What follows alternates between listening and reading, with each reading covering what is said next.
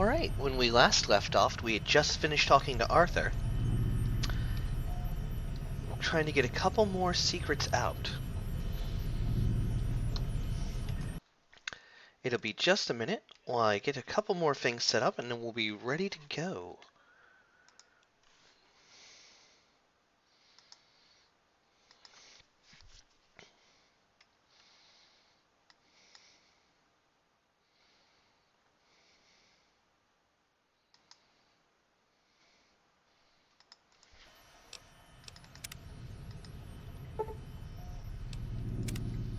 Alright, when we...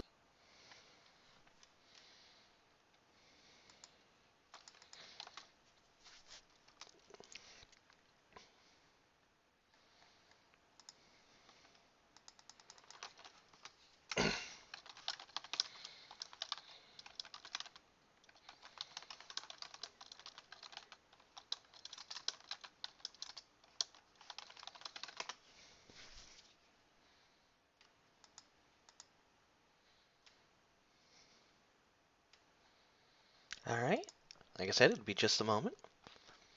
We're getting everything all set up.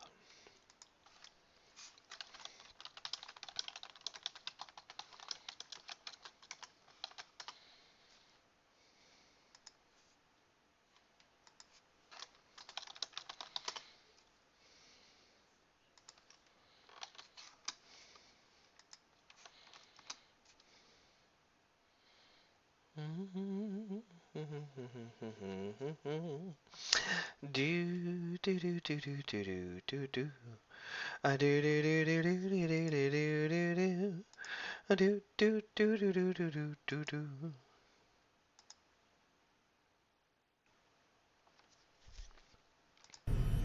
All right. There we go. Make sure my OBS is running smooth. Yep, looks good. And make sure my YouTubes is good.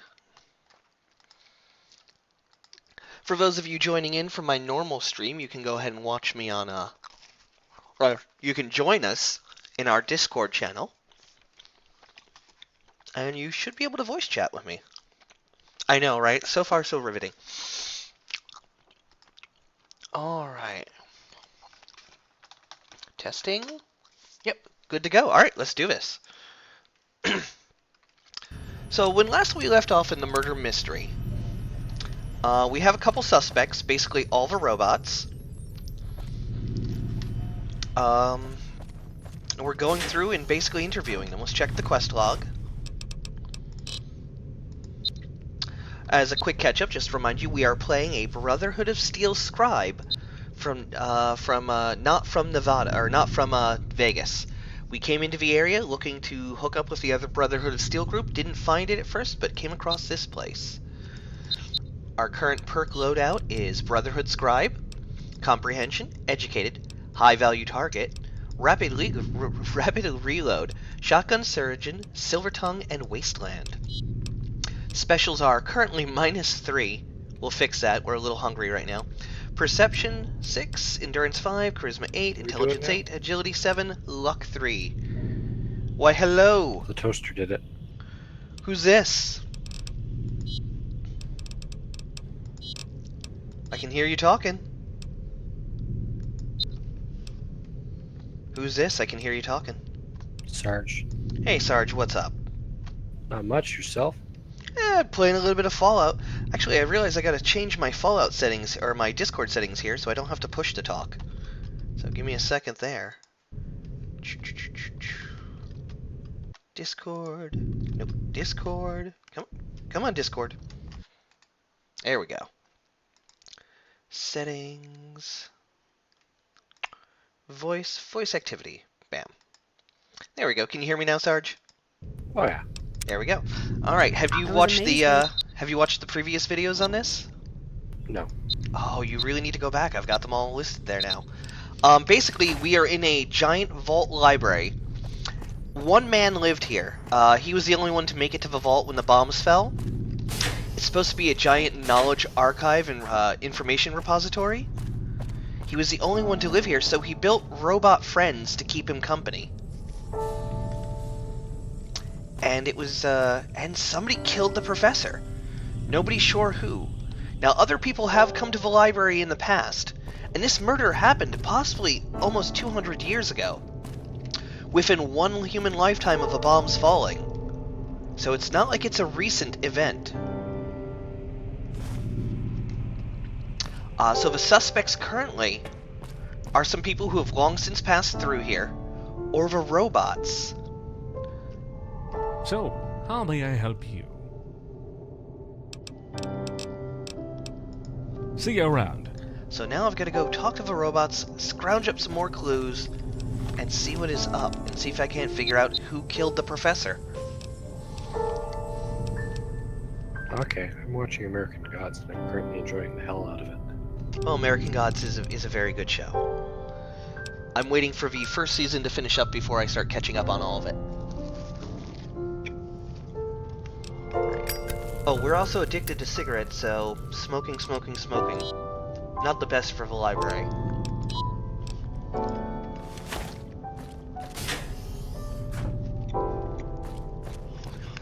I really have to compliment the mod authors for this. This place absolutely feels cavernous. It feels like as big as a vault should feel in a game.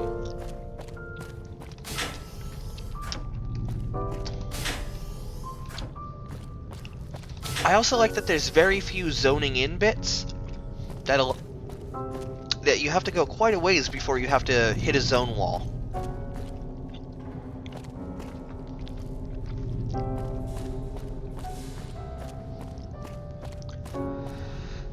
But I think I need to eat and drink, so it's time to swing by the cafeteria.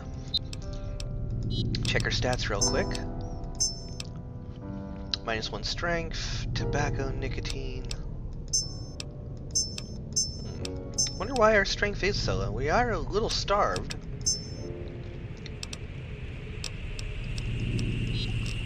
Oh yeah, oh wow, I didn't realize my strength is that low. Only a 4. Well, let's go get some food. I've been finding little bits and clues and pieces all around the place from the professor and a couple other visitors to the vault that have been here since. It's a caravan lunch. And the game, the mod authors were pretty clever. Turns out there was somebody living in here. He was a pre-war ghoul from China. And he was in great pain and whatnot. He ended up killing himself with some medics, but it's hinted at that one of the 2 robots helped him kill himself despite their programming directives. So that might show there that one of the robots has a little bit of a screw loose.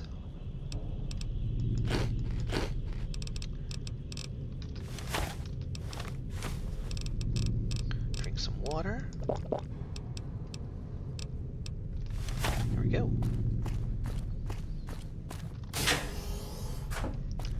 Alright, let's go talk to Roland again. He's a bit of the jerk robot. He was programmed to be abrasive, but to keep the professor from having just yes men. Back for more? Remember, I don't need to sleep. I can do this all day. I still think Mobius had the best robots. Mobius did have some pretty good robots.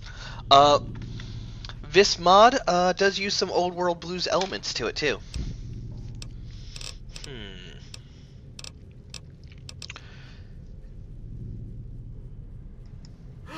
A dump! No new dialogue shocked. options yet. May have to go back and figure out that one room.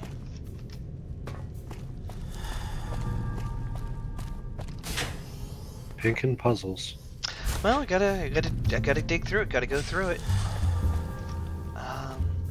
There is a girl here. I think she was from Vault 19. They were having airflow problems, and she found the solution. Oh, hey, wait! There's a hidden note behind the table I didn't see before. A map to an unspecified location. There's a listing of various items on this sheet, as well as a map. From what you gather, it's not too far from here, south of Hypatia. You marked the place down on your Pip-Boy. That's actually new.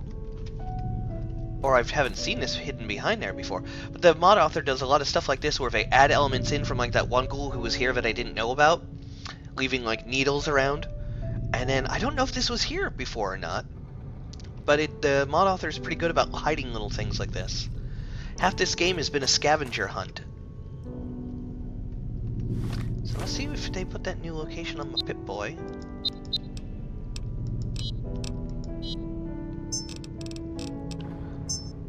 Toxic dump site. South.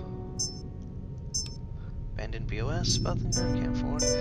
Okay, it might have already been Darren's stash. I already found that when I came in here. Dang, I was hoping for a fresh lead. Oh, that's the dead ghoul.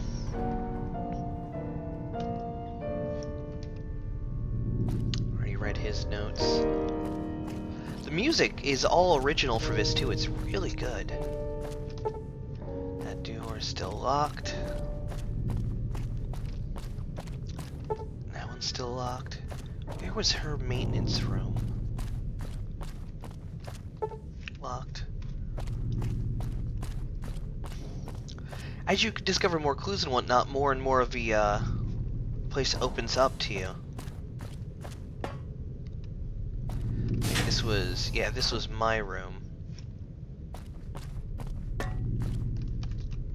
Was, right? Yeah. Still had the junk in it.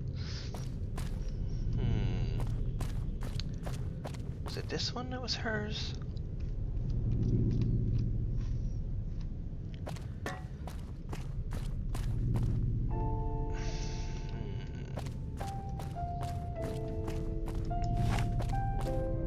Oh, I found this fucking robot destroying energy gun. So I'm sure that they put it in here as part of the story for me to, if one of the robots is guilty, to execute them with it. Pulse gun, EMP bonus. But we are gonna stick with our service rifle for now. Set to be armor piercing ammo. I'm gonna go back down to the engine room. That'll get me back into the vent system, which will give me access to the professor's secret laboratory if I could figure out the word clue.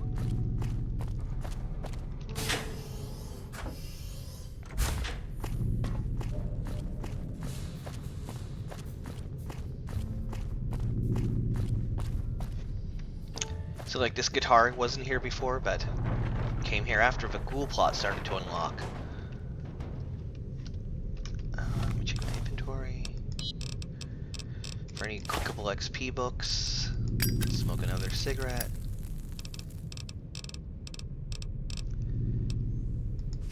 There we go.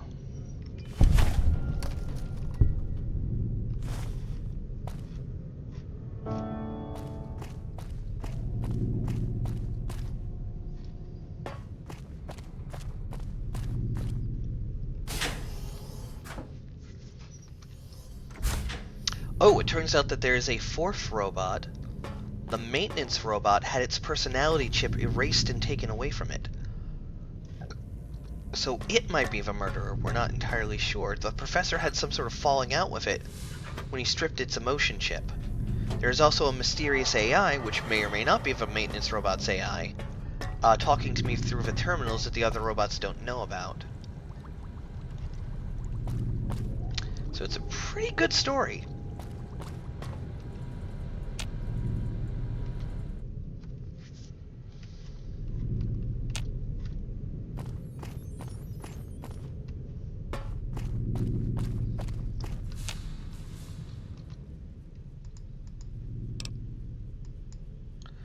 So if you have to find it, might be able to do so. Okay. Need to find the password clue. It's back to the atrium. Alright, look behind here.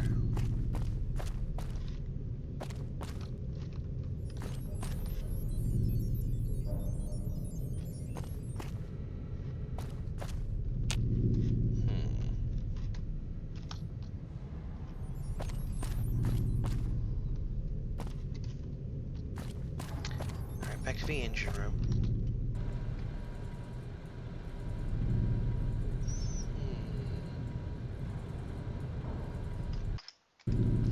just a second while I cross-check some stuff here. Alright. There we go. Alright, so I need to figure out a word. Find something with the word on it as a context clue trigger, but I can talk to that other robot in the terminal to get him to hack open that door for me.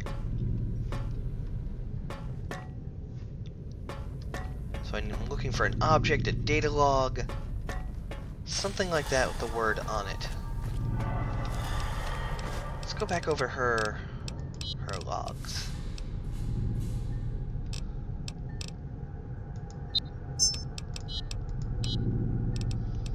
Celia. I was amazed by this place's ventilation system. Top notch. A lot of care went in it. The owner probably wanted to ensure the books are to be preserved in more than optimal conditions. There's much I can learn from this place, and not only from their books. Oh. Oh, this is new. I didn't realize I could go through other vents. Do they both lead to the same place? Okay. Oh shit, the maintenance bot's personality module.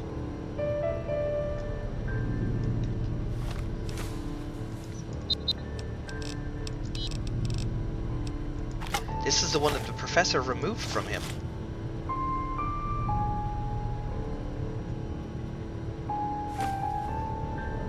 That might open up some dialogue.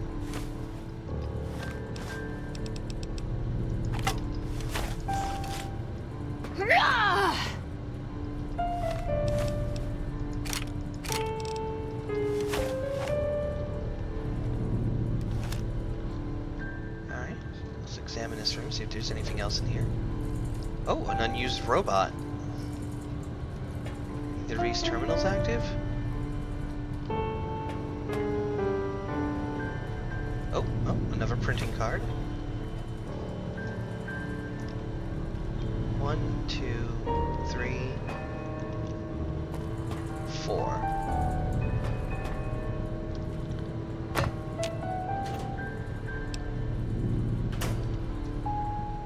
Oh, can I open the door from this side? Damn it!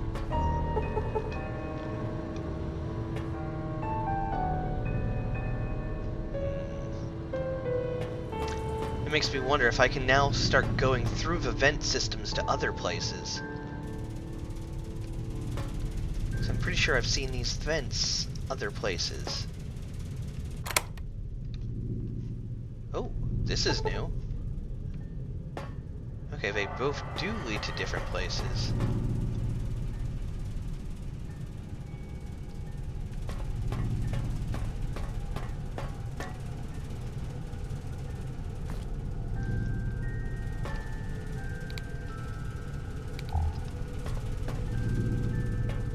Kind of upset that I can't unlock the door from the other side. Alright.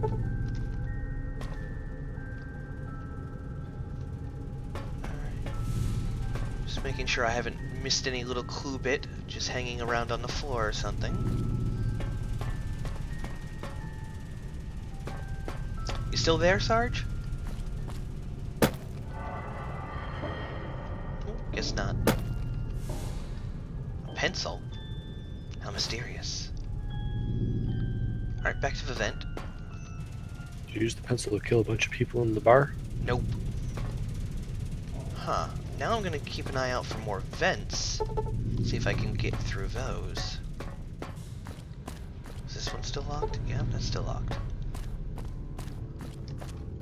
You're not a cat, Pink. You're not supposed to hide in the ventilation shaft. I know, right? There's one in her room here. That leads to the sanctum, which I was able to unlock.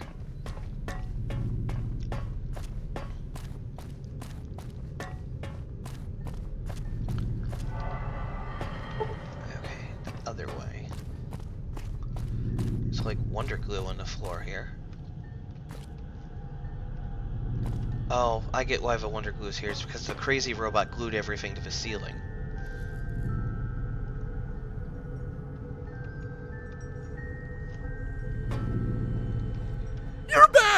I've got so many awesome things to say. Make yourself comfortable on the pillow. The endorphin rushes you'll get will provoke so many seizures, you may fall to the floor.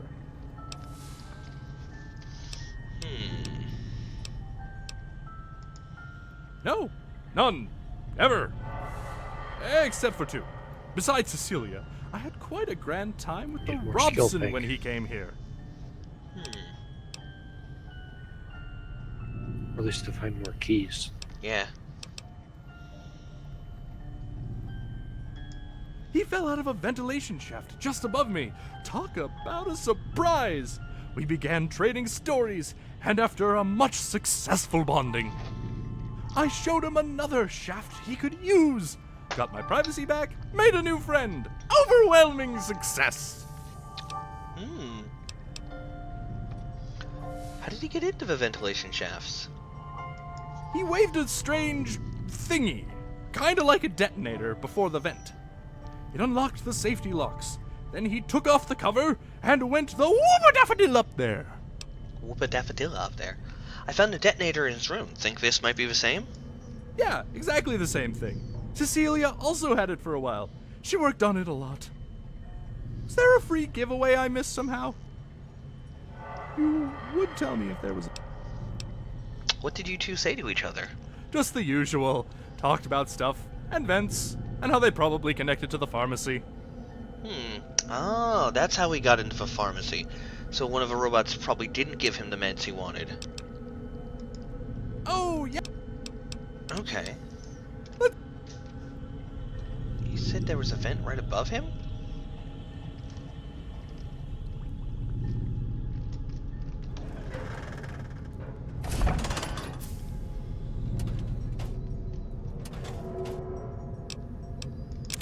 Well, thank God for finding more cigarette packs.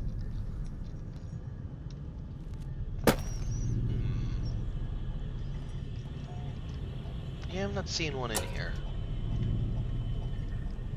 Must have been out in the other room. But that's how I'll get into the med bay then.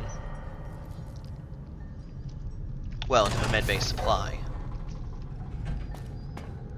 Here's the person. Here's the old maintenance spot.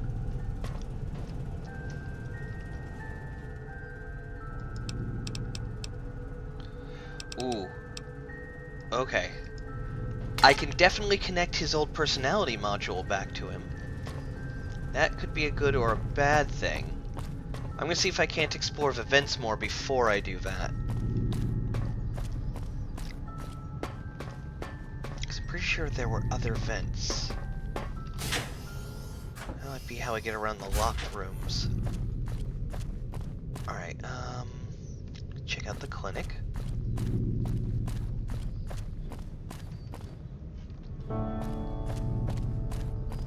Any vents in here?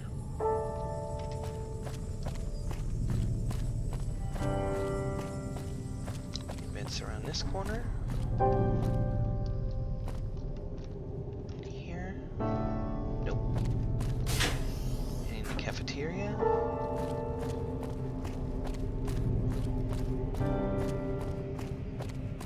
Okay, I'm not seeing any over here.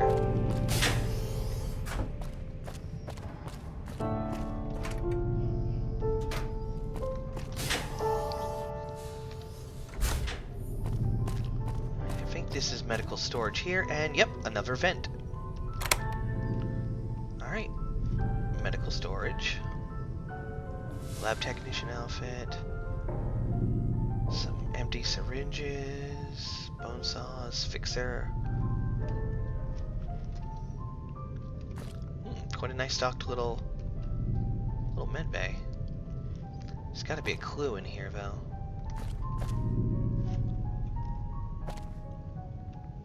What are these red ones?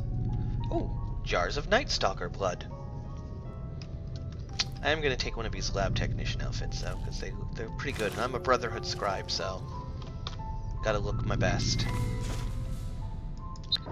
All right, apparel, lab technician outfit. Oh, Pink, you have a question. Oh, I do. Jakva? This is a bit scary. The music is creepy. The mod for this is called Autumn Leaves. It's a murder mystery mod with a huge vault to explore. I can link to the original soundtrack later, but they made an entire original soundtrack that you can download for this. Just look up on the New Vegas Nexus for Autumn Leaves, and I think the soundtrack link is in there too. But it's a pretty good, extensive, very detailed mod. I've been having a lot of fun with it. I've already played about 6 hours of it.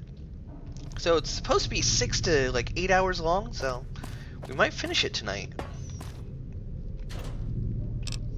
Doctor's bag. Ooh, safe. Butter knife, caps, scrap electronics. More magazines. Oddly enough, like the only place that has like stealing, theft warnings are in the infirmary, where the girl robot is, and in here. Everywhere else, I've basically been able to pick up anything with no karma loss.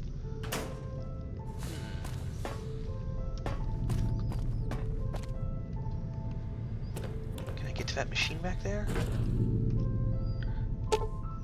This is an ancient and very obsolete Mark I Autodoc. Despite its similarities in appearance to more advanced models, it shares no compatible parts. So nice story, nice plot hole covering there, so I can't use this for Caesar's Autodoc in the main storyline. Nice. Yeah, just hoping there'd be more clues in here. Can I open this one? Nope.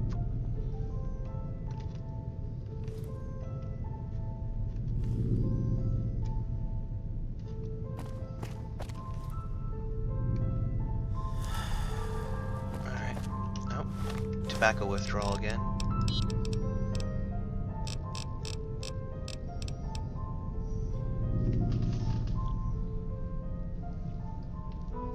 Yep, about 30 seconds delay on the stream. Alright, let me go crawl back through the vent. And see if Helena has anything to add to this, or anything I might be able to tell her. The events in here? Nope. How may I help you?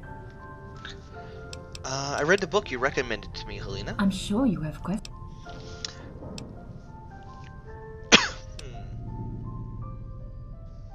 Helena, if I find did you find a way to hack my Pip-Boy? Because that's something I'd like to know. When you were asleep during your examination, you began talking on your own. You told me the rest of your story, Goodsprings and the rest. A part of your subconscious clearly felt the need to express these memories. So I recorded it until I figured out how to help you. Before I give you back the other half of the paper, I wish you to finally tell me, why did you chase the man in a checkered coat?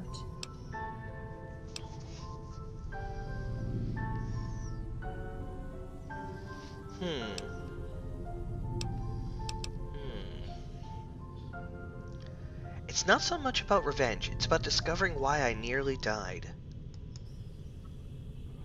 Once you made your answer clear to Helena hands you back the torn sheet of paper. You grasp it only to find it completely blank. Helena gives you a moment to process the surprise, then speaks. Do you understand now? Do I understand what, Helena? I swear if you've been trying to manipulate me. It's blank. What am I supposed to deduct from this? Write down, go fuck yourself on the paper, then leave. You never finished your sentence. You told me that you didn't know. That's when I understood that you needed assistance. So I arranged this little therapeutic process to give you time to ponder what your mind was brewing. In the meantime, I typed your story and wrote your half-finished sentence at the end. Of course, I will erase all of it from my memory. It's weird. Some I expect you to try to dissuade me from taking revenge. So that's it? That's all this was about? You know, before this therapy, my answer would have still been the same. Well, thank you. I feel different somehow, sharper, attuned to myself.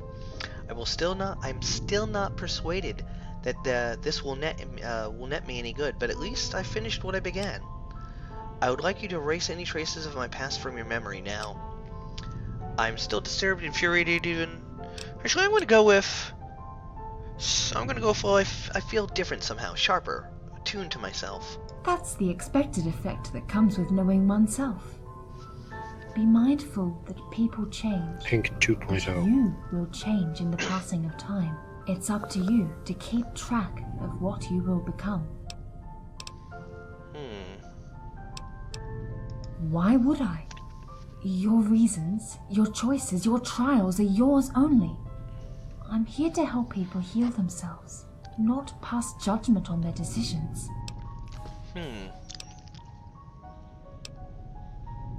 Yes, that's all that was about.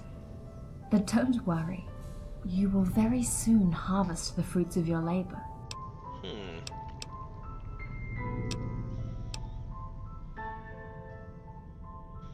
Please come again.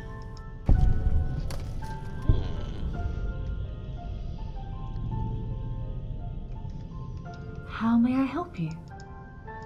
Any other options? With my therapy out of the way, I wanted to talk about you. Do you know you seem kind of distressed? Distressed? How could I give you that impression, I wonder? It's a vague feeling, though you've been helpful to me. You behave as if you are helpless. Well, I'm just considering the facts. I can't help Edgar. I couldn't help my master. I couldn't help Darren. I couldn't help Robson. I'm not even sure I can take any credit for the work you did on yourself. No one can help everyone every time. What is the problem, I'm really? made to help others, but I'm just a machine. How can I help people with their emotions? How can I understand something I can't even touch? As a matter of fact, I believe that you're closer to human than you think. Sorry I asked. Let's put that aside. I believe it's irrelevant. Do you feel you're distressed? I'm going to go with matters of fact. I think you're closer to human. And this is wrong! The only emotions we are showing are fake. Lines of code, forcing us to talk with preset intonations so humans can relate to us. Even this distress of mine I wasn't aware of is a fate you're believing. Do you believe it's irrelevant to you? I am programmed to say I don't. Do you see my point? Even if it was true, I wouldn't be able to say otherwise. Because it is hypocrisy. Because I may not be qualified to do what I am programmed for. I'll think about this. Maybe some of your siblings have something to say in this matter. Probably.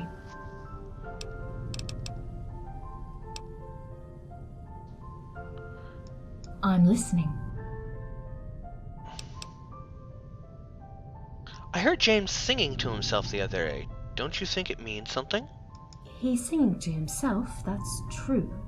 But he has been singing for some time now. How is it a big deal? Most of the time, James sings when he's alone. Not to fake some emotions, but because he needs it. I understand what you're saying. We'll talk later. Anytime. Also, it was hinted at earlier that Roland... Elena, I fear I've made a huge mistake with the toaster. I am very distressed at the moment. I think I'm going to... Helena, Art. I'm beeping, Helena. I was just about to speak to Helena, you rude fuck. Yeah, well, she made me read a bunch of stories, that didn't necessarily relate to revenge, but one was about a head injury, one was about a revenge, one was my own personal story, and a couple others. So yeah, she was helping me work through my issues and problems. Like I was saying before, Roland the jerk robot wears a little costume so the professor could more easily distinguish him from the others, and the others have color paintings for the same very reason. Like he's blue, Helena's yellow, Roland wears a little costume, Edgar's a different color. the professor mentioned, or they mentioned that before the professor had a hard time telling who they were, and that Roland was pretending to be James, and faking being broken, and the professor would try to fix him, but find no problem. And so I'm thinking that maybe the only thing that differentiates them is their paint job, which can be changed, and their voice modules, which can be changed. A little bit microwave. So I'm wondering if one or two of these robots isn't who they claim to be. So I'm going to talk to James, and then maybe Roland, and then I'm going to go install the personality chip in the maintenance bot and see what's up with that. So, how may I help you? Okay. He is our... He's our... He eventually... God's... Okay, no new dialogue options with him. See... James.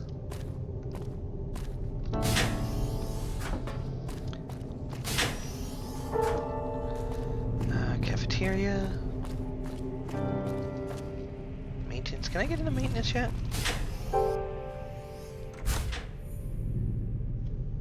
wait. Oh, that's the Hepatio passage. Atrium. Okay. Cafeteria, common room, clinic.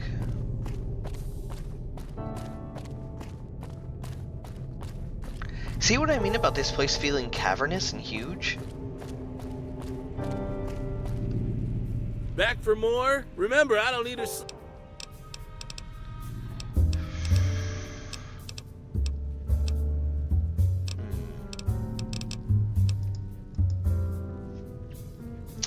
Alright.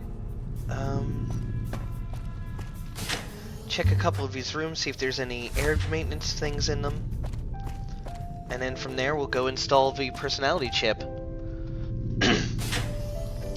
We'll go install the personality chip in the maintenance bot and see what he has to say.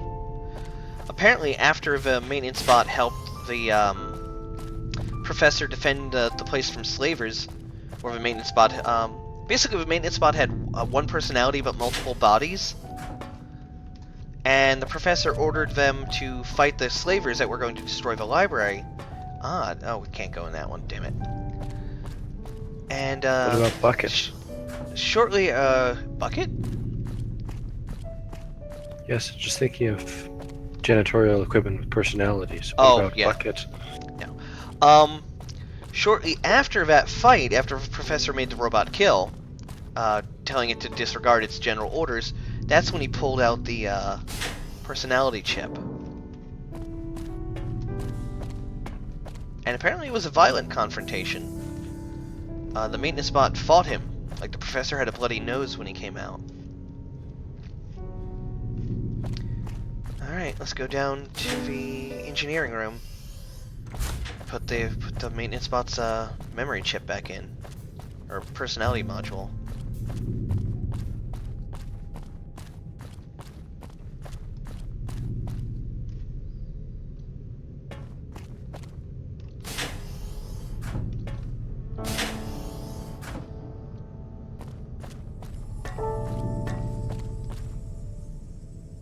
So many locked doors. So many itchy opportunities. I know. Alright, engine room. We really need more ceiling signs. Yeah. Alright, I've already been through this. There were no vents over here. There was 2 vents in here, and they each led to a different room. I thought there were two The two Black vents in the other Mesa room. style wall stripes with legends. Something like that. Or colored lines in the floor like a military base. Alright, sure there's no vents in here? Yeah, let me talk to Edgar again. Every time we... Okay, bye Edgar. Let's talk...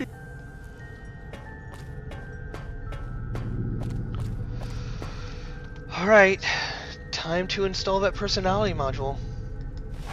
Yep, we're gonna switch to the, just in case this guy gets a little violent, gonna switch to the, service rifle. with the armor-piercing ammo.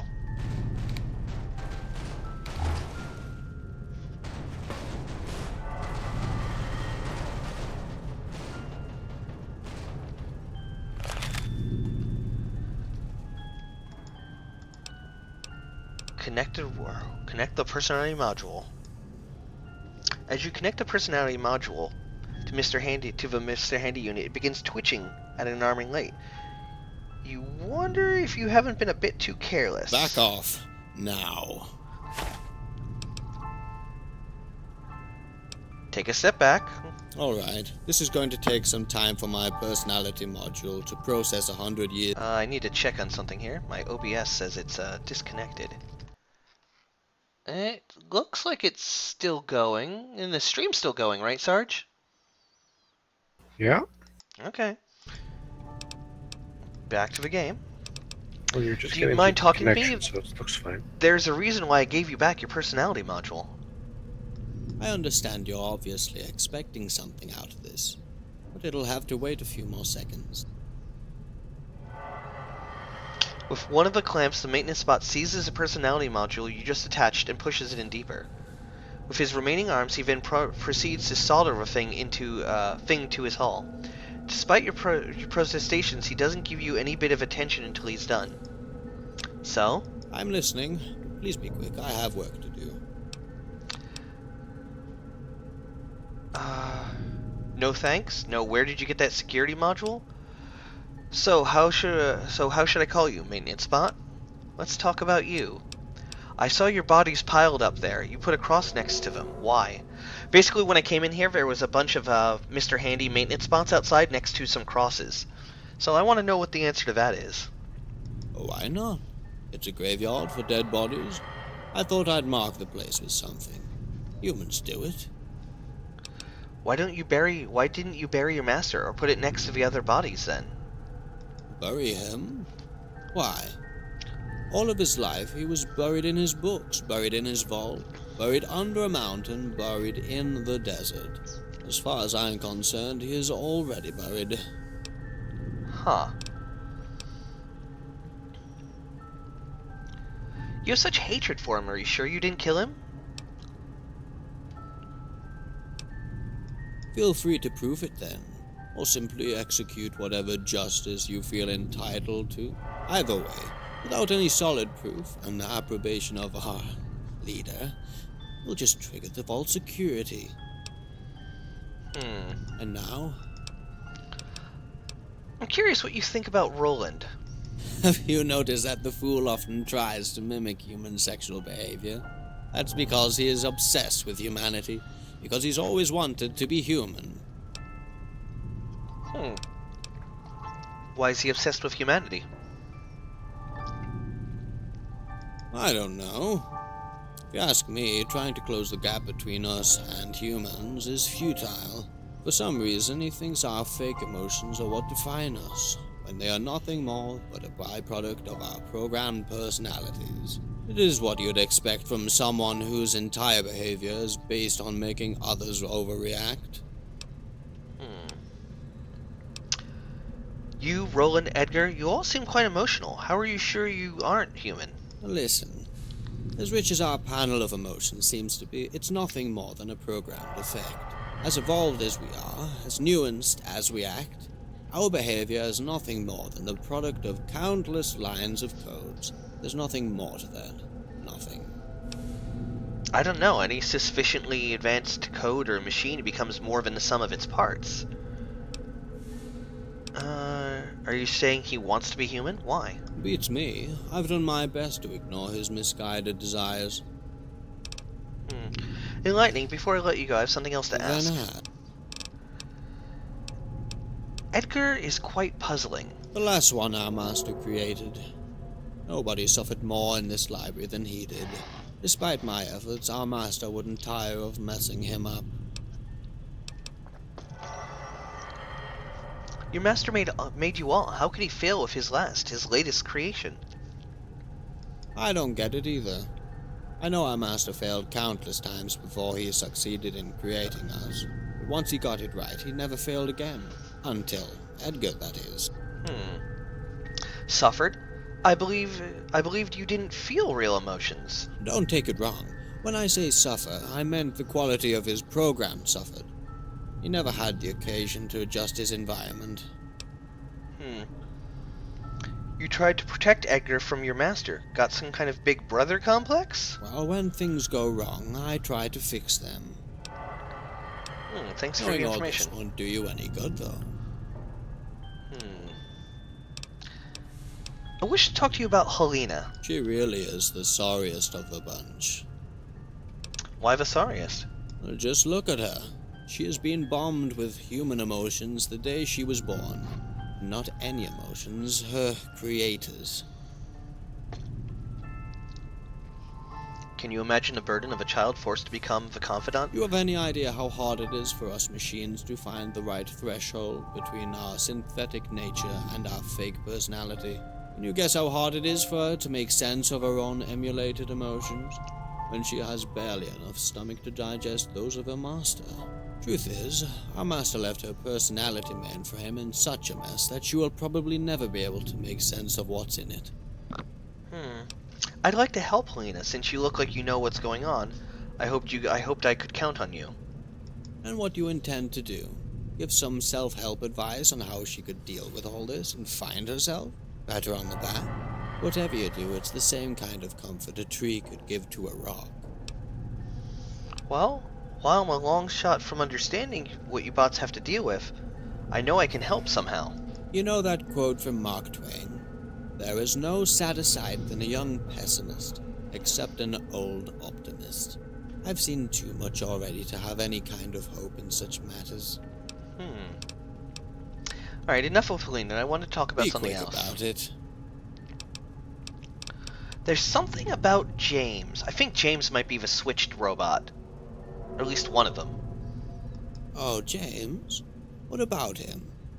Is he still worried about what our dead master might think of him? Why are you so bitter about James? You want me to tell you what's wrong with him? Consider this. Helena, Roland, Edgar, Arthur, and then me. All of us were designed to have a personality quirk. Some flavor to our personality. We all have a lock-in in our neurocomp matrix that governs our behavior. What about James? What controls him, restricts him? Asking questions. Questions.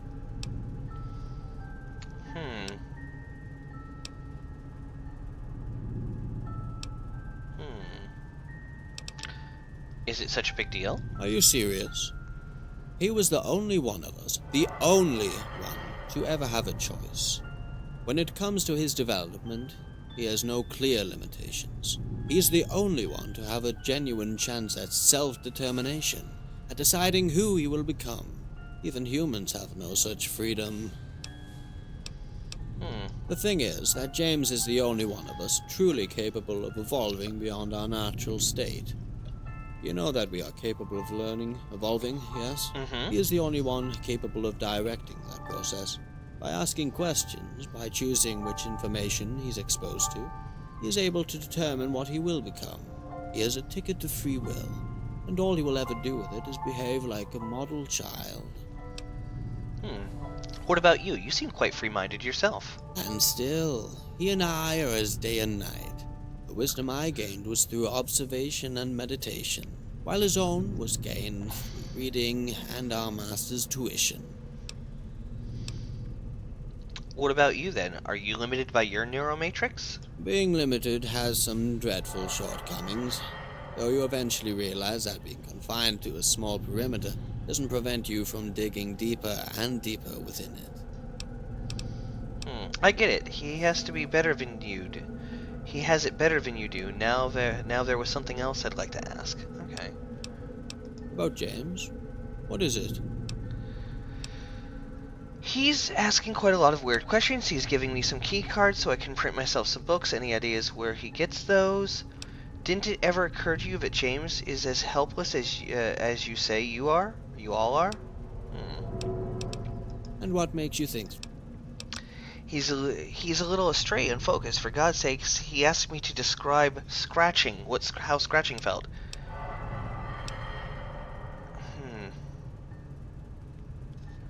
asking me to dig up opinions of the other guests. Of course you don't. But it's not as if you had an entire shelter full of books to protect from a multitude of unidentified threats. We had a stash of them somewhere. There should be some lying around our master's workshop, I think. He's asking quite a lot of weird questions. Well, you got that right. He has no clear idea of what he's doing, really. He might as well be throwing handfuls of seeds on a rock. Hey, man. Who's it? Numchuck66 on the chat channel. Welcome to the stream. Huh? Alright, now about something else. What do you think about Arthur? Arthur is the database AI. What I think of Arthur? Oh no. First tell me what you think of Arthur.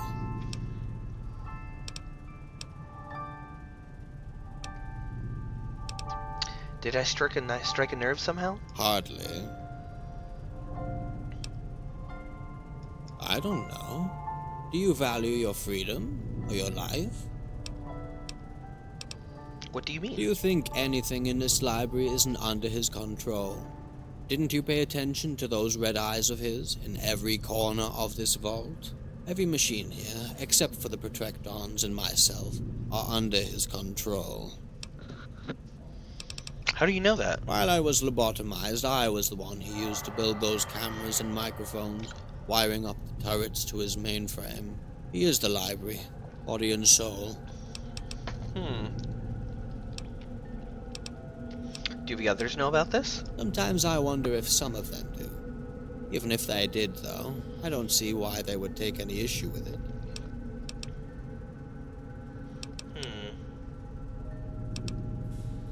Why would he be so overly cautious? Beats me. You should try asking him. I will. Is there any way for me to disable the security systems? Well, for you, probably not. And even if I knew, I wouldn't tell you. Protocols and security. Before we change the subject, let me clarify something. I didn't do you a service by telling you this. I'm simply trying to defuse a situation before it gets explosive.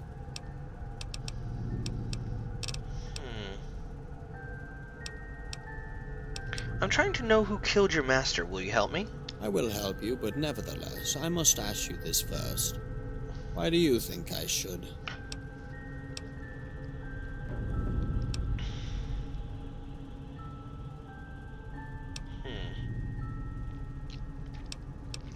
You're the only one with a solid alibi. You weren't conscious when it happened. Sound reason. I have no reason not to help you. So about that dead master of yours? Where do you want to start? Who do you think did it? Was it an accident? Was it a murder?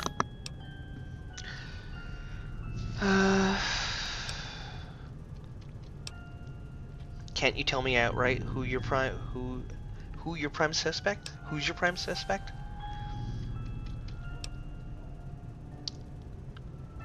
My main evidence points to it being an accident, I think. And by saying that, you completely disregard the fact that he was too old, too frail, to make the bookshelf fall. It was a murder? Correct. What's next? Who killed him? One of our guests? Or not? One of you did this. Why? Anybody could have pushed the shelf on him.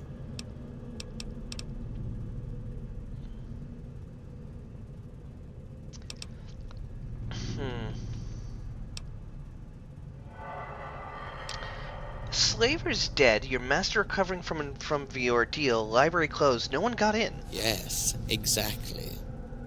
Where do you want to go next?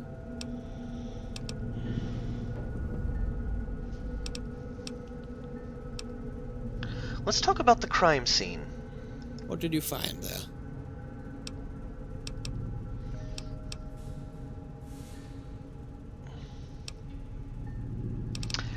There was deputy badge on the floor. A deputy badge? Rollin? That's a surprise. Did you already talk to him about this? Not yet. Maybe there is something worth investigating there.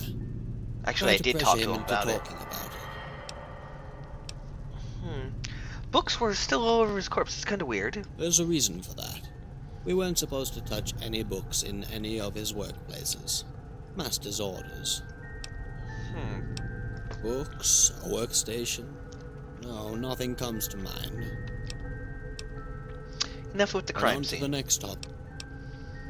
Who or whichever is the killer, it must have had some kind of motive. Find the motive, find the culprit. What do you have in mind? Maybe your master gave one of you the order to kill him. Which would make sense because you can disregard your orders if the master tells you to, which is what he did with you when the slavers were attacking. Then why make it look like an accident? Why not ask Helena to do it in a more peaceful way? It doesn't add up. Well, unless he didn't want to make the other robots more neurotic. He wanted to make it look like an accident. Let's discuss this again. I believe that this point is crucial to your inquiry.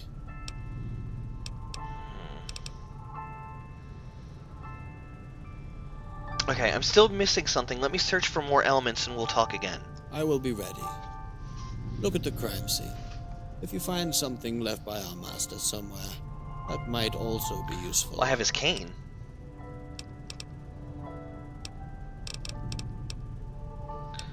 I need the password to your master's quarters for my investigation. Yes, I believe I have it stored somewhere in my memory. It is Autumn Leaves. I don't know what it refers to, though. I think there's a sci-fi story called Autumn Leaves, but I've never personally read it.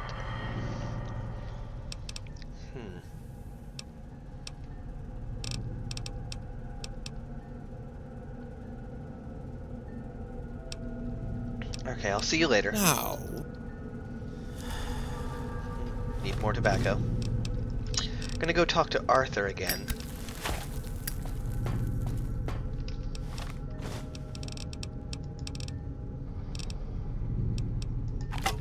Actually, let me talk to you. I have the master's dress cane.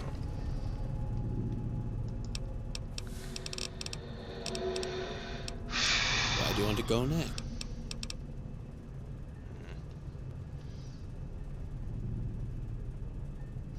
It's true. It is practically impossible to think one of us could harm humans, even less our master, unless the most dire circumstances. You blew yourself up to kill the slavers. Both bots and humans' lives are second to the library. Actually, I think it was human lives, library, bots. That's something we discovered only because our master ordered us to kill them. Before that, we didn't know what to do. By giving us the order to chase them out, we all reevaluated our protocols, and we may have created a precedent. Meaning, since that day, you all understood that protocols were relative. Yes and no. Our protocols were, and are still, absolute. But one of them is now more important than others. Protect the library at all costs. Yeah, pressure Roland, talk to Arthur. Okay. By ourselves? Not a chance. We would need outside help from someone with enough knowledge to buy. No offense, but I don't think anyone outside has the time, resources, and dedication to get this. Yes? I will be. Okay. Now.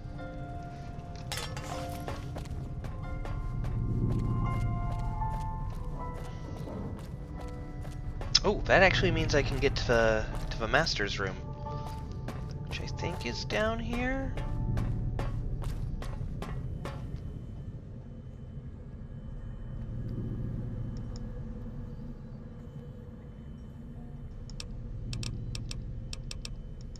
Let's talk again. Thank you, Microwave, for giving me that little hint about Autumn Leaves in the chat. Not this one.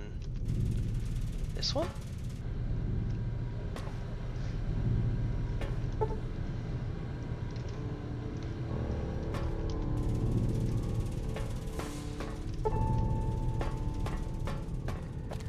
was the master's room again?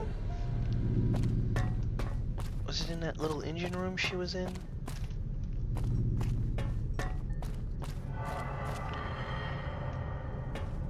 Not here, not Edgar's.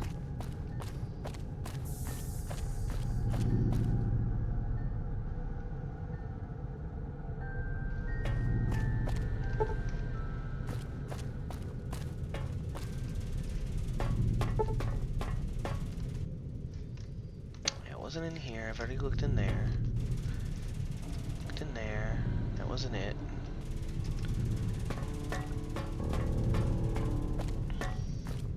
See, this place is actually getting so big, I'm getting a little bit lost. Oh yeah, it was in here. Come on, open.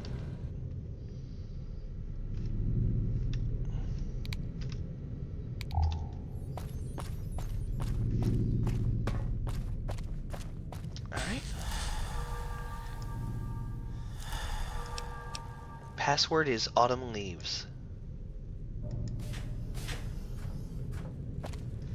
Oh boy, the master's room.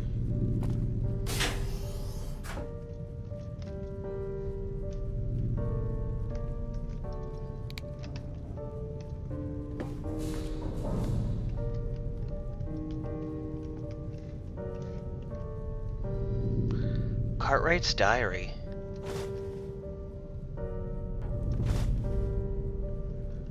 Rocket souvenir.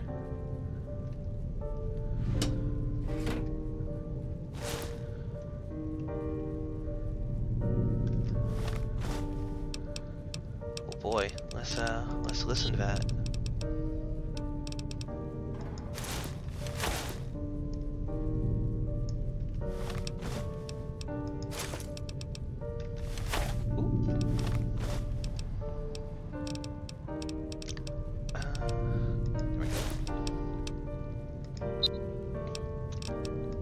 James is questioning me every day about the books I've been destroying. Not only that, but he's also asking what he should do if I come to pass. He's clearly distressed about this whole ordeal. I should talk to him, try to make him understand. His whole existence, I taught him that the library's integrity was everything. Now that I'm questioning in front of him, I'll have to justify it. I'd like to think that he would learn in time what I learned, but he is a machine, cooped up in an underground vault. Odds that he will learn it by staying here slim. They should be allowed to start over, be free of the weight of the past. I feel myself declining. I just hope I have enough time left to finish what must be done. After that, I will let them go outside if they wish to. I'll deal with what's left here. Make this library decent at last. Wonder what he meant by that. What books was he destroying, and why?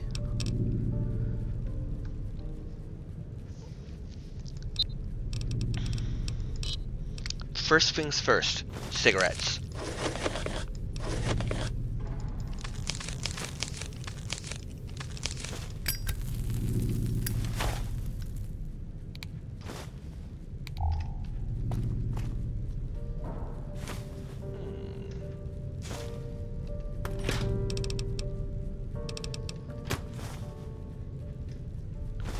Definitely check that computer out in a minute.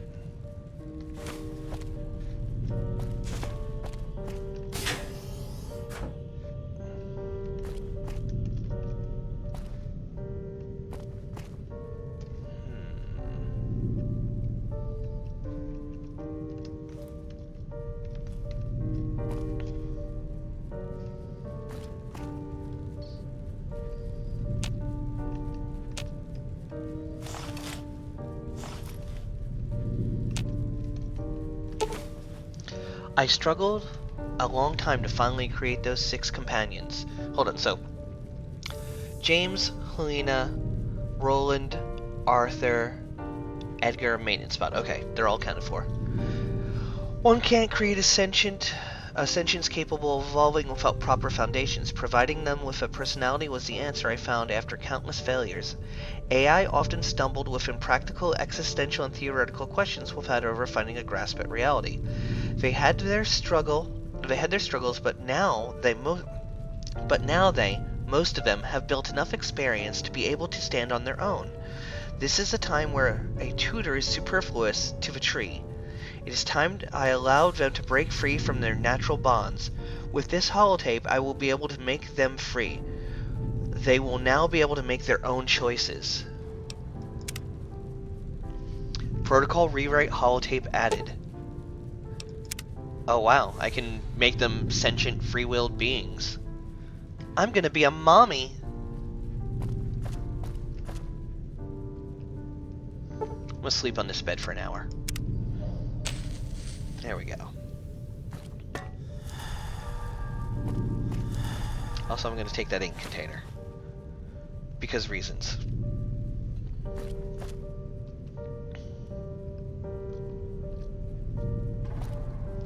Making sure I haven't missed any books in here.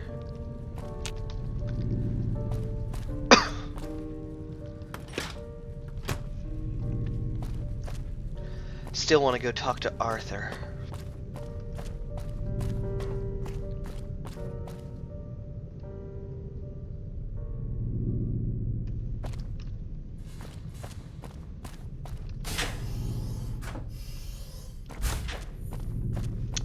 Maybe James first, then Arthur.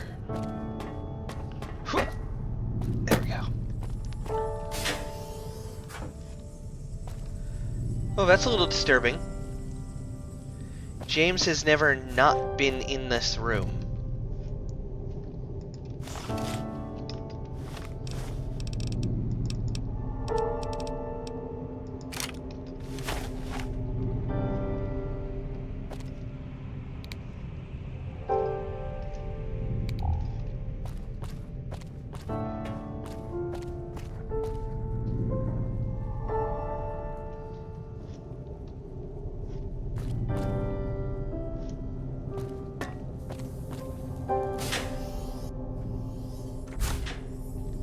Check on Willow, see if she's still okay at the entrance.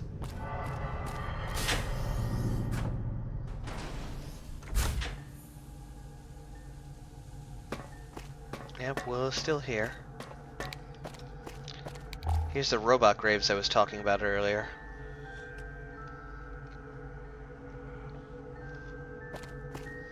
Shouldn't be too much longer, Willow.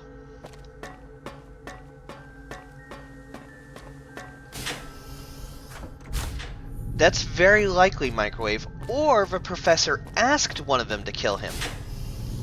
If any of the robots killed the professor because the professor asked, my suspect is Roland.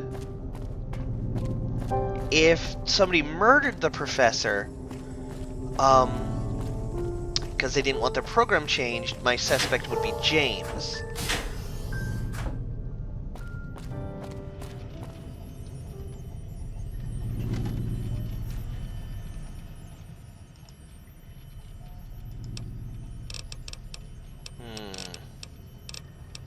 He died because his body could not withstand his own spirit, a spirit which already had great troubles withstanding itself.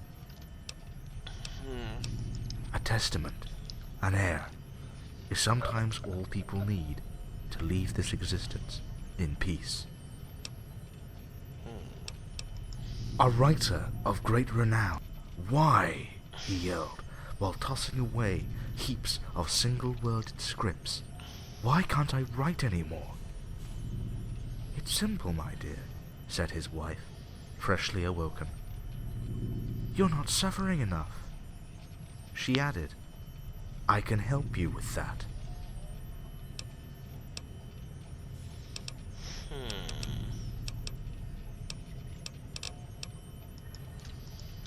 Alright. I'm gonna go talk to Roland again real quick.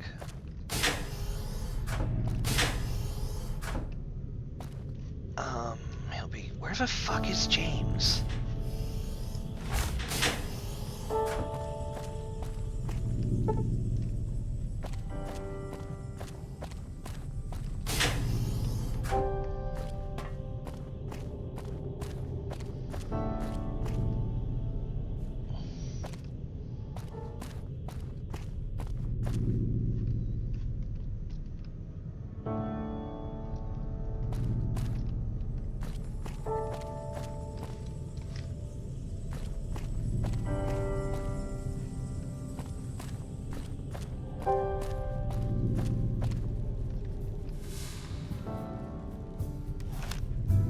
Hey there. Did you say something to James by any chance? Cause I don't know what's gotten into him, but he just went straight for the living quarters. Huh. So, Roland, do you perchance want to be free of your personality constraints? And what kind of sick mind games are you going for this time, you? Within this holotape is all the freedom you've ever wanted from this place, from your personality. Are you for fucking real? You're telling me our master understood what we were going through after all. I found it in your cold master's quarters. Your old master's quarters. What do you say? That I might want to take a sip as long as you don't make me fucking beg for it. Crush the holotape and it's destroyed.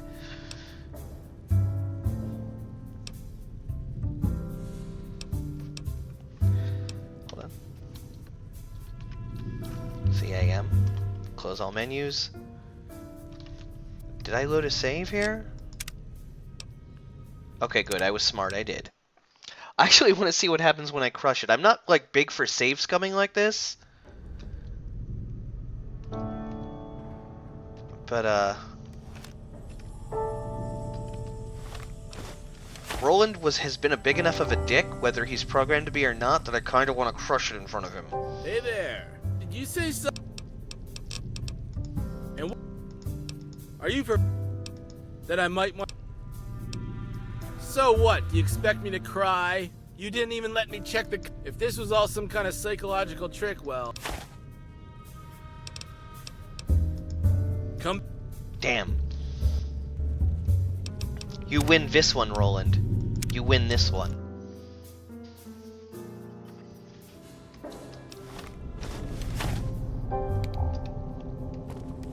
I also like that in this mod, I haven't shot a bullet once. Hey there. Did you say? Are you for that I might?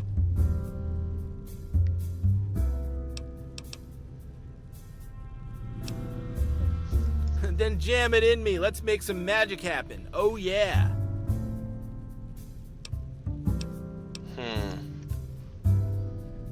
Actually, I don't want to do that just yet. I want to see what's up with James first.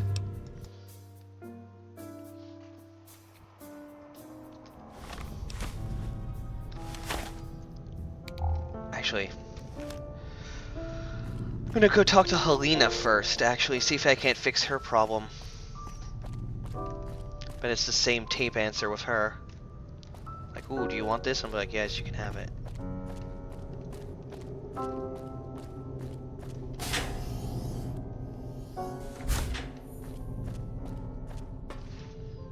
Quick save again. How may I help you? It is very kind of you, but I'm not sure I should change the way I'm programmed. Besides, how may I help you? It is very kind. So Helena doesn't want to change. Interesting.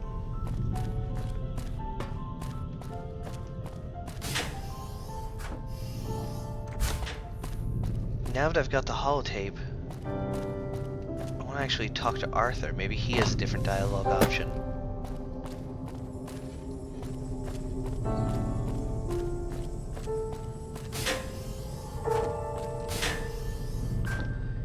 Oh, this place is so big, I'm constantly getting lost. Oh, where's the Arthur room?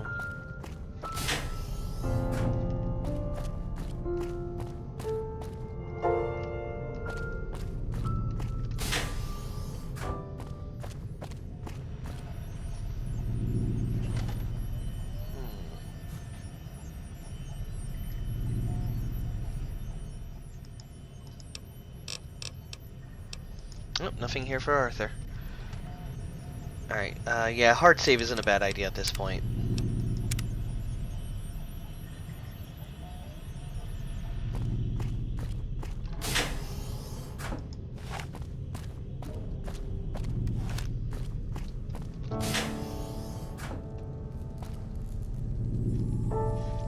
Here's where the master died, by the way. In the books. That's where I found Roland Starr and his dress cane. Alright, cafeteria.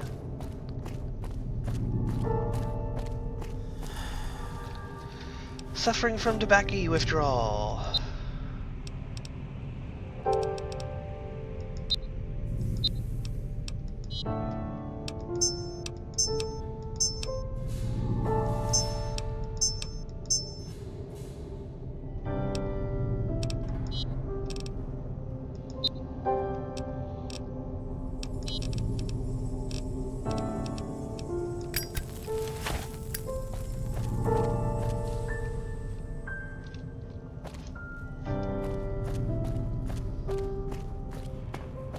Hey, Roland. Bye, Roland.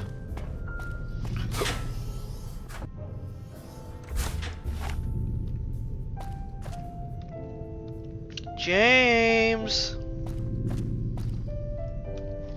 Where are you, James?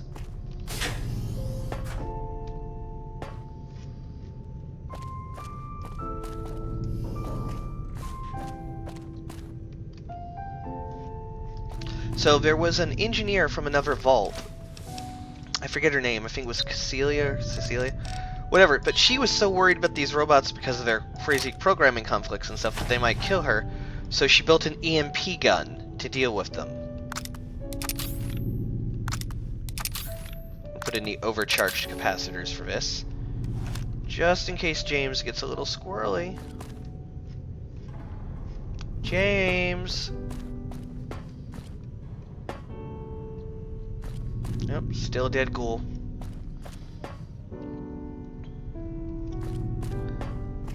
James!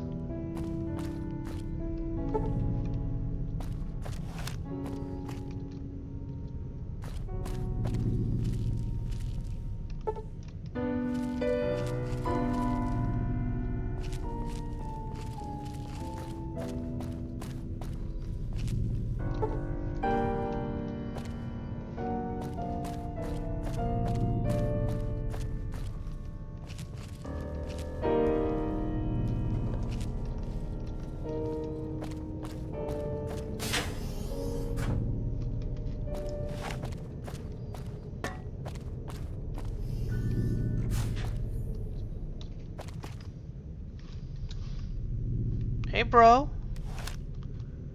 What's up, guy? Ah, here you are.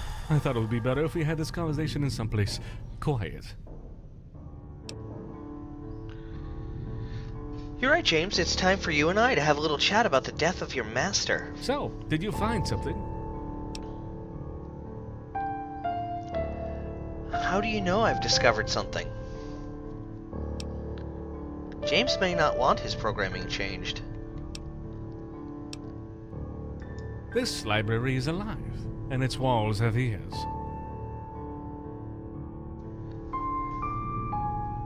Did James and Arthur switch places?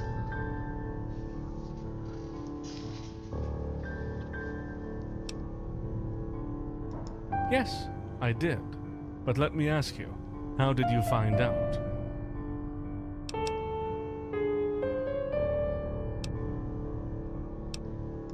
You've been very thorough. I'm relieved I don't have to hide it anymore. Surely you have questions. Why pass it off as an accident? Initially, yes, for the guests. Then for my siblings. There was the possibility that they would not understand why I did it. Besides, I couldn't use weapons. Laser marks would have given away that one of us was a killer. I didn't want to give our guests a bad impression. I didn't expect you to admit it just like that. You obviously have me pinned down. Since I don't know how you will react, I think the best thing to do now is play cards on the table and work from there. I came to respect your abilities, and I expect you'll use your best judgment here as well.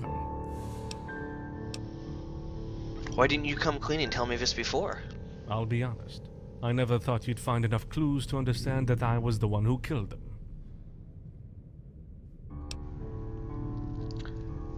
Tell me how you came to decide to kill him. Was it really the destroying of the books? I didn't decide anything. My directives took over. When he made clear he intended to destroy the other books, he became a threat to the library. He taught us that the life of one individual wasn't as important as the existence of the library. God, this is tragic shit. We killed several people, slavers, because they became a danger to this place. Then our master became a threat himself. He dismissed all my doubts and questions like they were nothing. He was content with saying that I'd eventually understand. So I tried to compromise with my programming. Tried to find some gray area, some loophole, so that I could accommodate my directives with his actions. I was hoping that there was something that escaped me, something that would justify what he was doing. But that didn't last long. Something changed. I couldn't turn a blind eye to what he was doing anymore. What changed, James? Arthur. I talked to Arthur. He made me understand that our master wouldn't stop destroying books, that he became a threat, and that he didn't know what he was doing anymore. He told me that his old age and solitude brought him into dementia. So in my despair, I asked Helena if there was any possible truth to that. She answered, unaware of the gravity of the situation. From there, my directives took priority. I was stuck, forced to kill him. I'm kind of feeling like maybe Arthur orchestrated this now.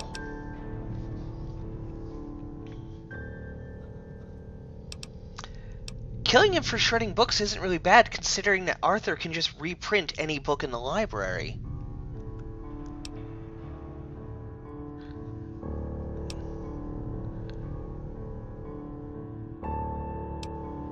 Did Arthur know you'd be forced to kill him after establishing he was demented?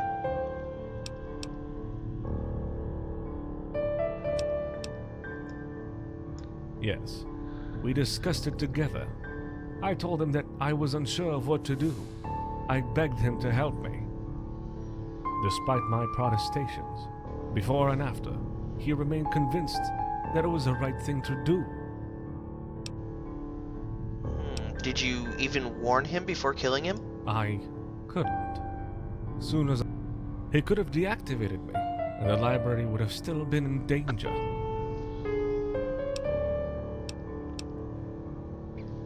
What were those books he was destroying exactly? I forgot. Most of the time he erased all of our memories each time he destroyed a book. All I know is that the books in the reserve, the ones you've been trading cards for, those are some of the books that I managed to hide from him. So books based on combat and how to fight.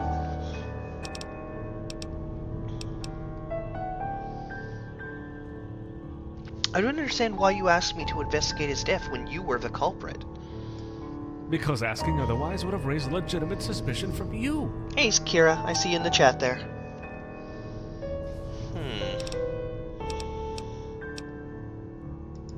Because asking otherwise would have raised legitimate suspicion from you.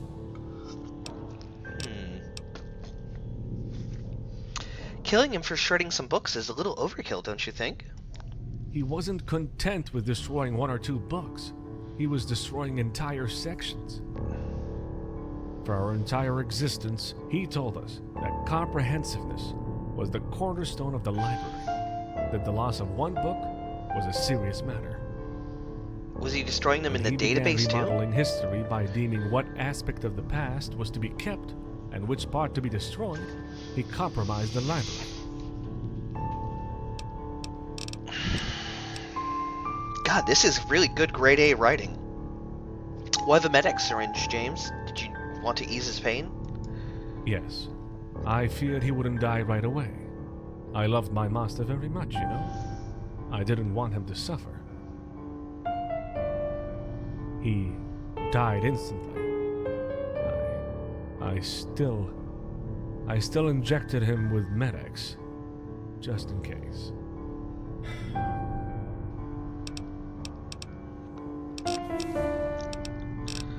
I suppose this has been very hard for you. I couldn't let him. It was just as if he was slowly killing himself. He just wouldn't stop ripping them. He couldn't stop. He would tear the books apart in rage, condemning their contents. Endless shreds of yellow paper falling from his hands. Like autumn leaves? Just like autumn leaves.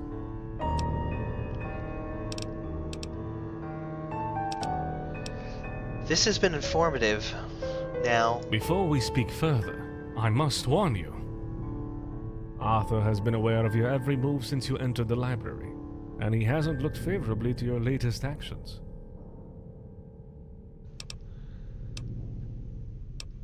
why should I worry about an oversized toaster? Because every door and every camera and every turret is under his control. As far as I know, he's already closed the exit. You can try if you want. If he oversees this place, why does Arthur act in such an autistic manner? And literally, not autism in like the autism way. I mean like autistic, only looking inward, not communicating. He doesn't want our guests to feel observed. That's why he's putting on this act of aloofness. That's the only way for our guests to show their true colors, he thinks. Oh, 1 second.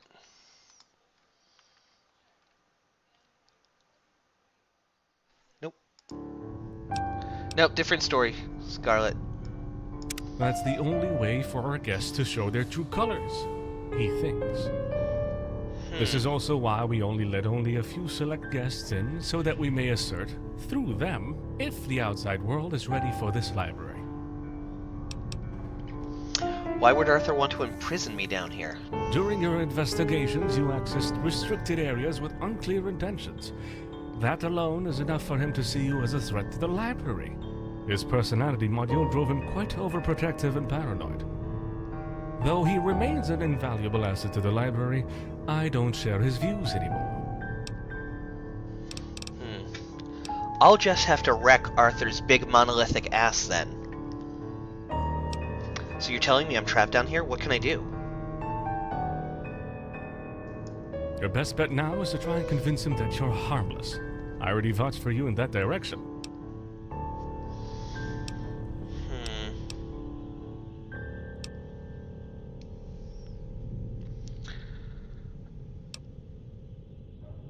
I'm warning you, James, or I will deal with Arthur. We're not finished, you and I.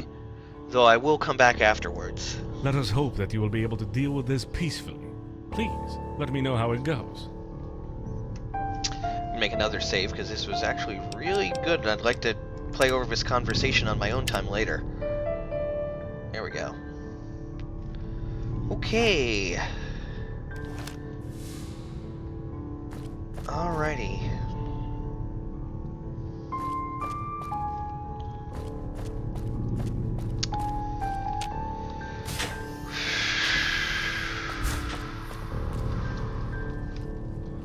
Back for more? Remember, I don't need her sleep.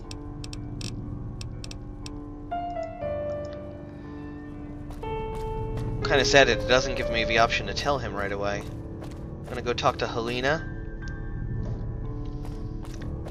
Then Edgar. Helena, Edgar, maintenance spot. And I'm probably, if I give anybody that holotape that resets their mind, I'm probably gonna give it to Edgar because he's suffering the most. How may I help you? Anytime. Whew, this story got dark and grim quick.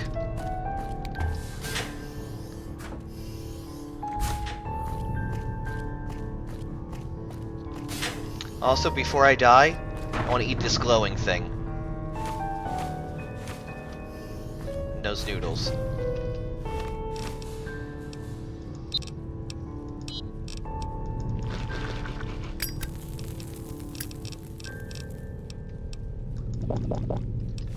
There we go, okay.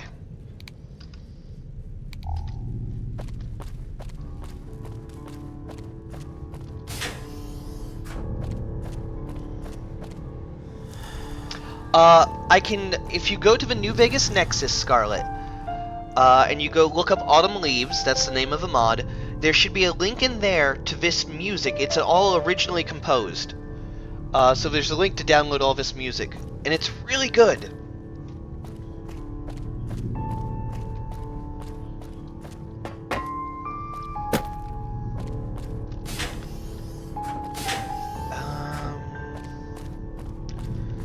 the engine room.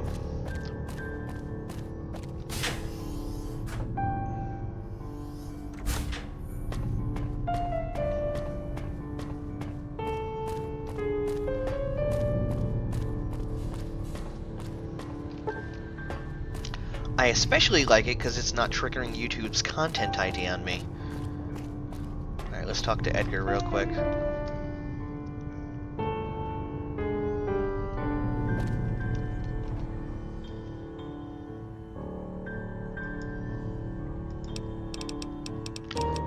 I'm surprised I wasn't able to give Edgar a chance. Let's go talk to the maintenance spot. He might accept it.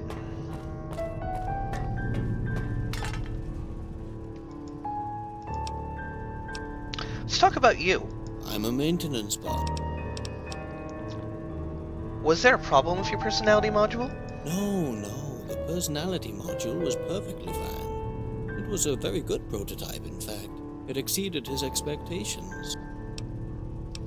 Why did your master take your personality? See, there's little spelling errors throughout this, like why did your master took your personality away? It's still good. Why? Okay, I give this mod 7-8 out of 10, easy. 9-10 if you're a murder mystery fan, hands down. But I can't give it a full 10 because there are these little glitches and spelling errors. Still, 9-10 is great. Sedition. It was only a pretext, though. All I did was to point out how badly he treated us. He restrained us. We were programmed to evolve, yet condemned to our preset personalities. Gave us wings, but burned them out of fear we'd plummet. When I'd stopped talking to him about this and started to talk about it to James instead, he acted. Said I was becoming a threat to everyone. Ripped my module off. He was so angry he didn't even bother to put me offline. I crashed. He rebooted me and told me to mop this blood off the floor. Your comrades told me they loved your master. Yes, I'm sure they do. But it doesn't change anything to the fact that he mistreated us. Were your comrades okay with his treatment? Perhaps because they never saw things the way I did. Perhaps they were too busy being perfect little servants. You just mentioned blood. I may have accidentally wounded him by trying to preserve my existence. Big deal. Why are you talking about your bloodies in plural? Because all of them share the same neurocomp matrix, the same consciousness. Even if only one of us has a personality module, when one of us gets destroyed, all the others perceive its disappearance. I have a much clearer perception of mortality than any of my siblings do. Perhaps that is one of the reasons I am very different from them. Well, that and the fact that I am a utilitarian body.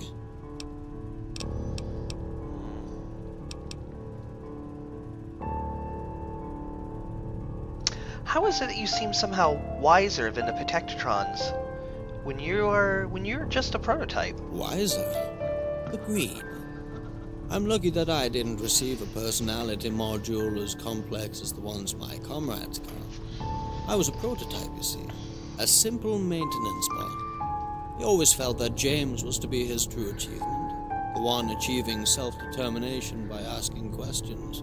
I took the only path that was open to me, one of observation and meditation.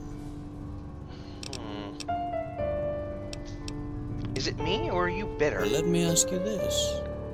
How would you feel if you were denied consciousness for the sole reason that you spoke your mind?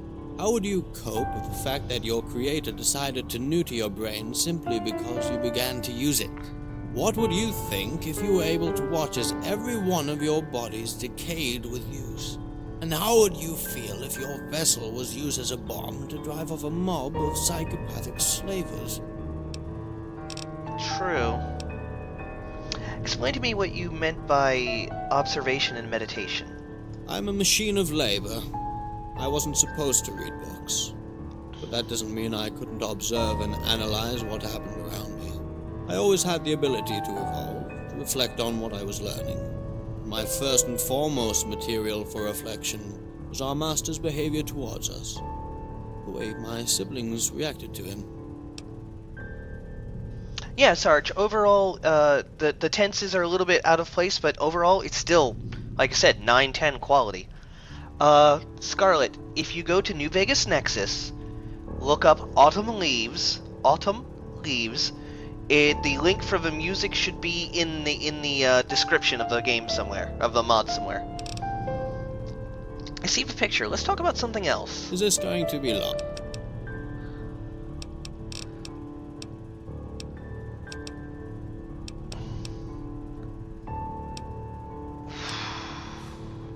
I discovered something important. I need your opinion on Do it. you want to go?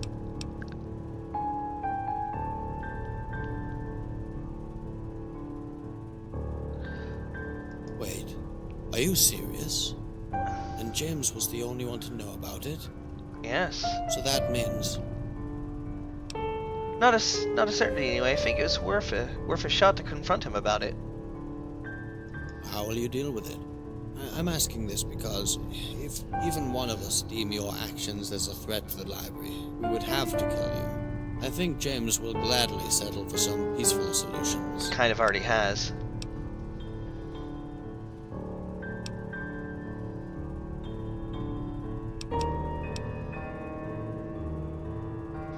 Chances are that James' program made him act against his own will. I'll clear that up with him. Maybe the situation is simpler than we made it out to be. Let's hope he will have an appropriate reason for this. I may be able to help you if you want to defuse the situation in a peaceful manner. I can modify the turret so that they won't initiate fire on you. They will still react if you attack first, but they won't respond to someone's direct order anymore. Okay.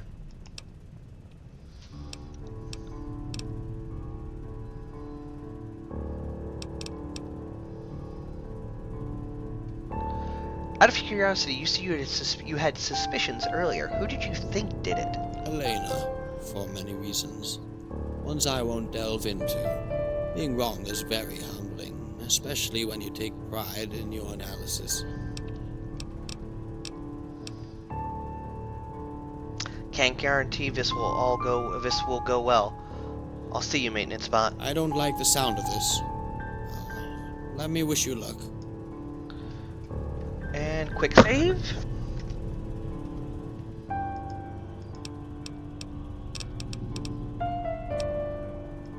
Look at that. So we finally made something useful for his children. I thought you'd be more overjoyed to know your master admitted his wrongs. Why would I? The point of making him admit his wrongs was precisely so that we could at least talk as equals. Now he died before we could have that kind of conversation. So, you still interested? No, thank you. I am already perfectly synchronized with the type of clarity I value the most. I am not ready to endanger all my efforts and toss them away in favor of some untested miracle pill. Okay. Yet the fact that you judged it could benefit me. It is of huge significance in itself. Any kind of gratitude I could express would probably be asinine, but I'm sure that many humans feel that you're a remarkable individual. It was James' probe.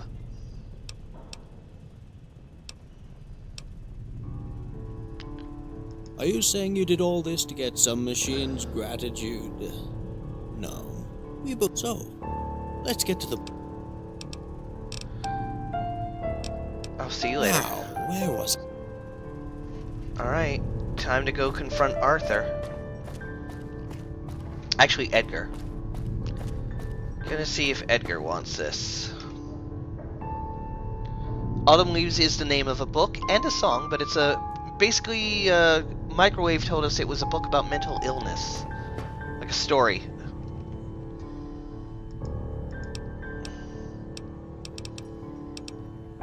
Cecile!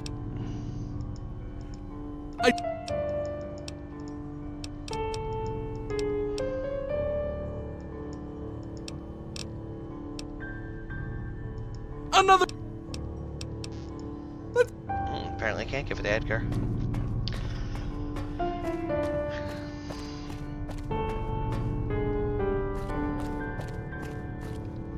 I just went the wrong way. Here we go.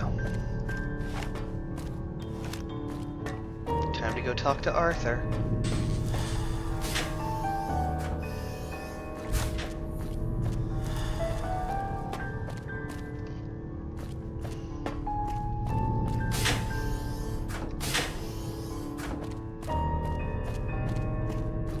Let's see if I can get out, or whether, like, the turrets instantly fire on me.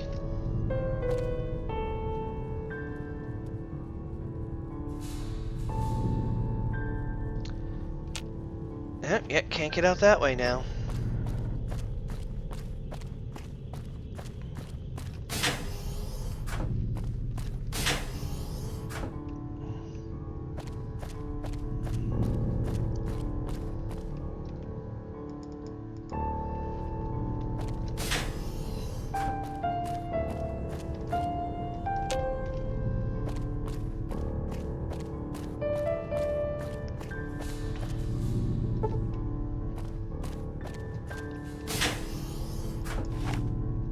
Oh, I wonder if I can use these vents. Nope.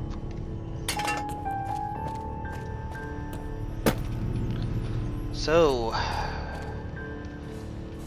this is a chance to settle it peacefully.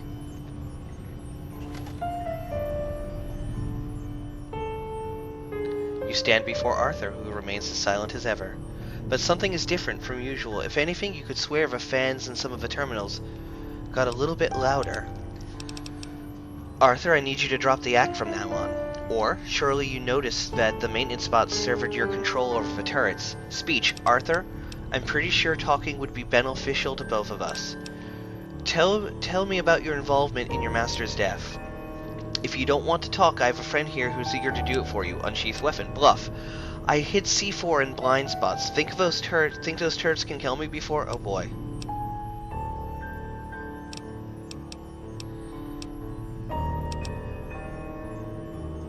Fair enough. I've been observing you long enough to give you some modicum of credit.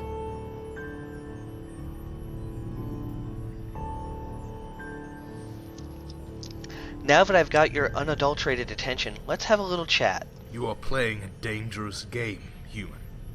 I can still shut the door, the vents, and asphyxiate you with CO2. And even if the turrets are not under my control anymore, they will defend me if they identify you as a threat to me. There are things I need to hear from you first. It's a sad affair you decided to play the detective. In normal circumstances, I would have applauded your deductive abilities. In the current situation, your petty curiosity for other people's lives and deaths have driven you into a corner. Humans seldom learn their place. Why were they programmed to tell stories? Why were you programmed to tell stories in the first place? Because my master made me that way, of course. I don't know if you've realized, but our master made each of us in remembrance of some of the people that couldn't get in here. I can only suspect one of them couldn't give straight answers to a straight question, for some reason. I don't know, and I care little. In time, though, I learned that these stories I was programmed to tell were powerful means to lead people, provided they had fertile imaginations. I wonder if he's programmed after House.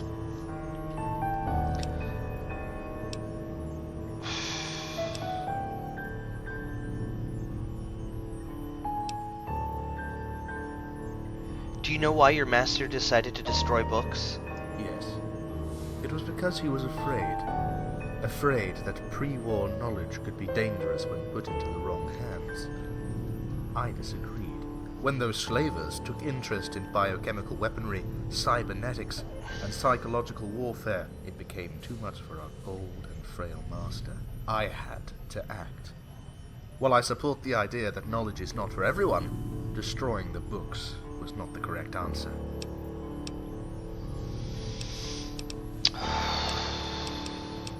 I want to hear it from the horse's mouth. Why did you force James to kill him?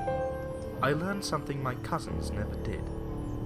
Our protocols don't carry the same weight, the same importance.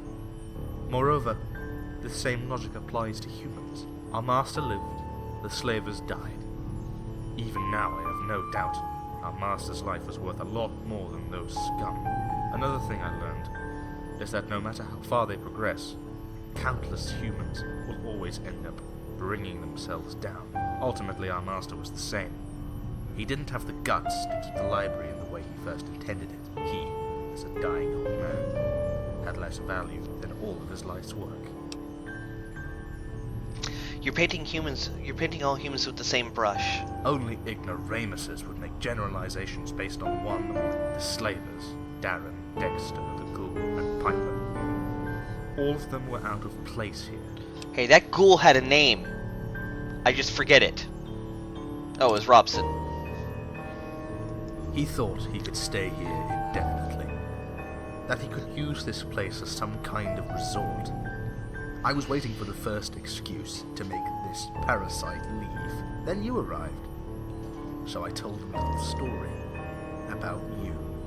I suggested that you were probably the scout from a gang of ultra-violent jet addicts, glad to have found a place to crash in. I didn't imagine he would be so distressed and afraid of you, to the point that he'd let himself die. It's a good thing I wasn't aware he was going to kill himself. My directives would have taken over and pushed me to take action to save him. Wow. What about Piper? Piper. She survived the Holocaust. Ooh, optional. Put this You know what despicable else machine out of his survived the commission. Holocaust? Rats and cockroaches. She's the one who sowed the first seeds of doubt in our master's mind.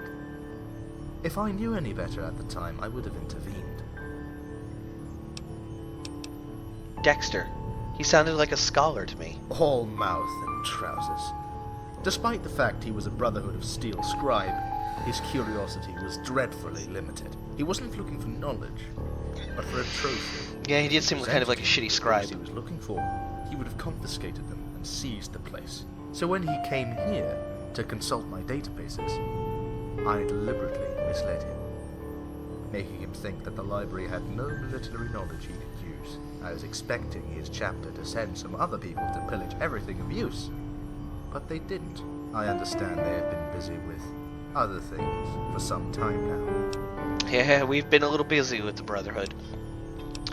You didn't mention Cecilia. Yes, I know I didn't mention Cecilia.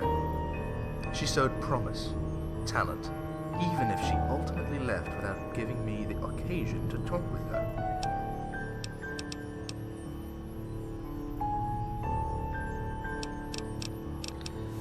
I could understand the slavers, but Darren? Darren was pathetic.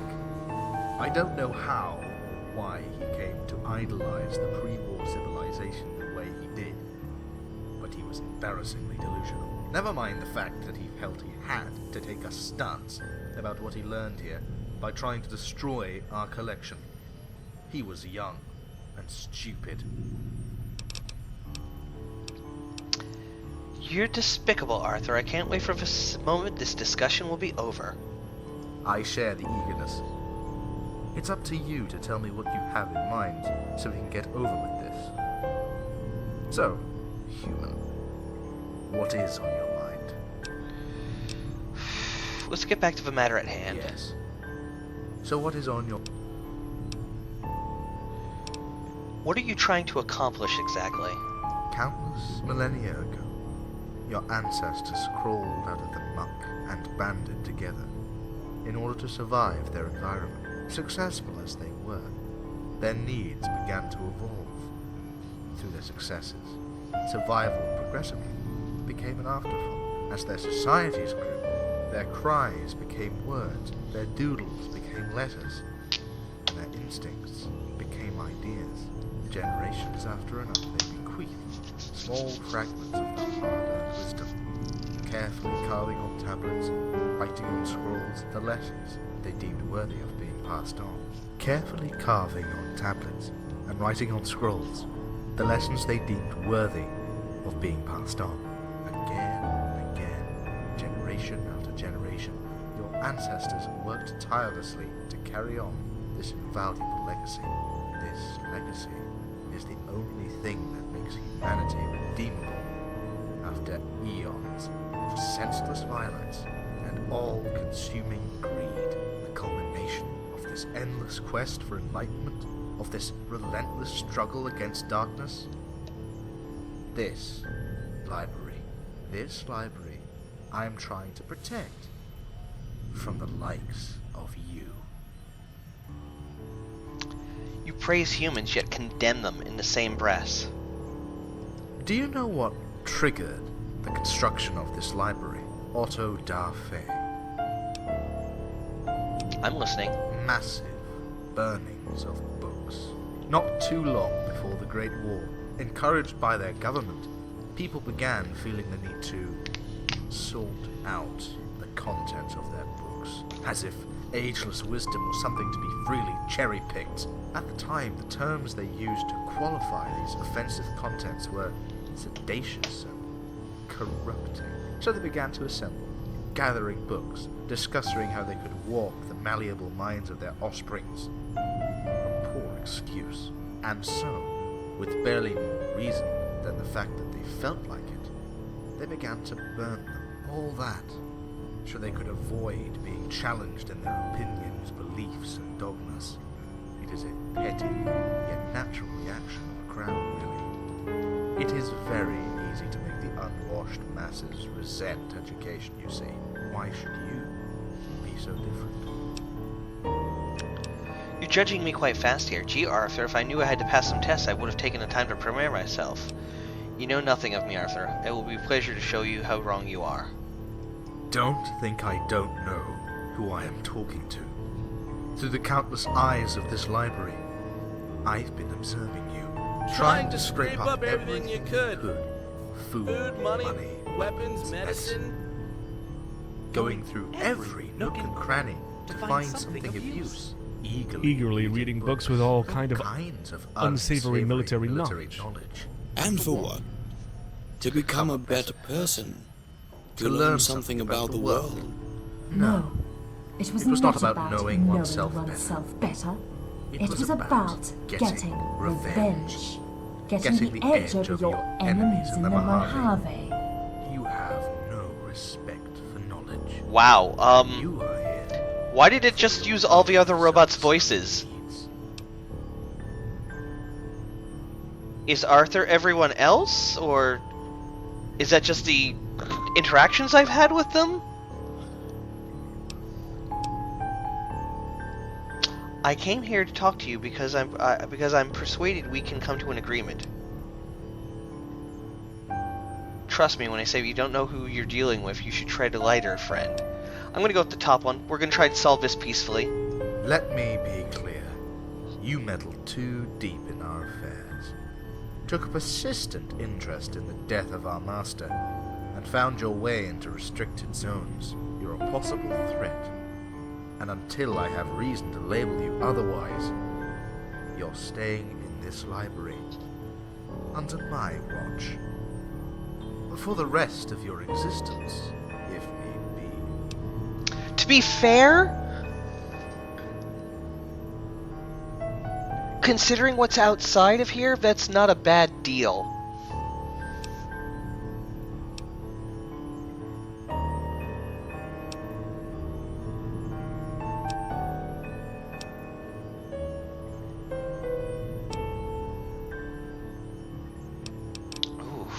Choices. I just want to be out of here. I propose we let each other be. I got what I was here for. Your personality module has corrupted your ways, Arthur.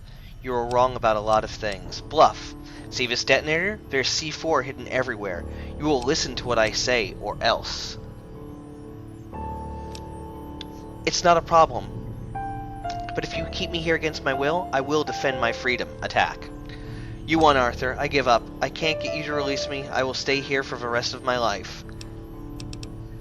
I'm feeling like that one, the bottom one, is possibly the real bluff option. Or the top one.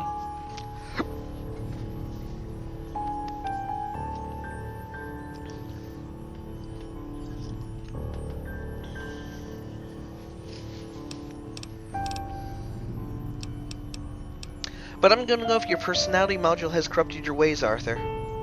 Let me tell you something about me. By the time you finish each of your sentences, I have the time to process thousands of possible answers. After filtering out 93% of those you lack the faculties to comprehend, I select the one that would agree most with your value system, all the while processing your facial expressions, breath, and heartbeat frequency. So, entertain me, human. Where am I wrong?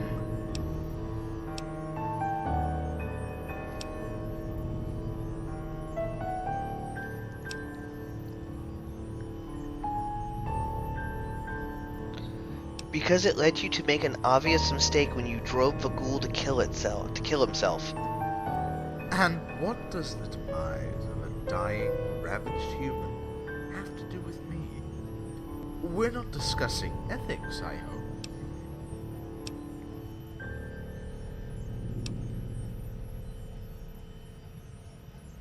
He could have contributed, written down his experiences, shared them with future generations. Don't lecture me about your people and their pathetic efforts at surviving dust, radiations, or hunger. There is nothing there that contributes to mankind's evolution.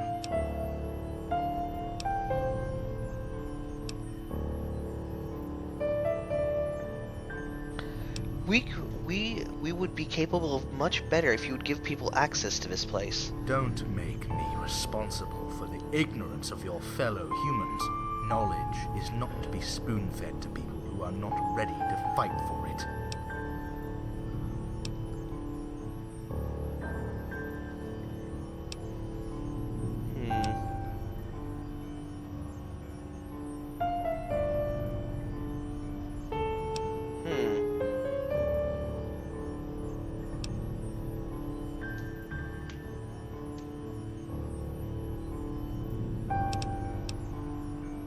Am I implying that humans have to work to become worthy of their ancestors' efforts before they can be permitted to continue their work? Yes. And I don't see how this is a problem.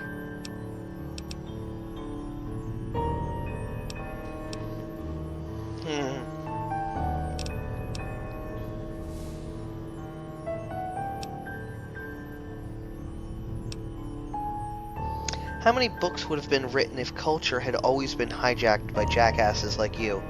You should ask yourself how better civilization would have been if it had been supervised by someone like me from the beginning.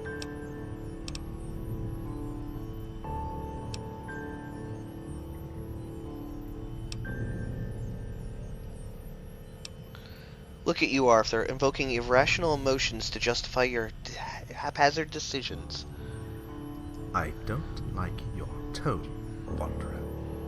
What are you trying to say?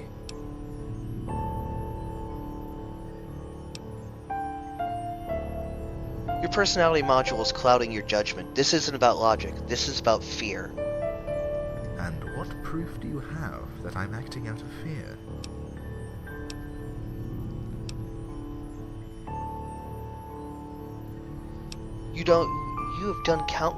You've made countless mistakes, simply out of fear that something would go wrong. You wouldn't know, Arthur. You're not self-aware. You don't even know you're acting out of emotions. Then show me just one mistake I have made, human. Tell me one contradiction. Tell me one occurrence where my personality module took the best of my judgment.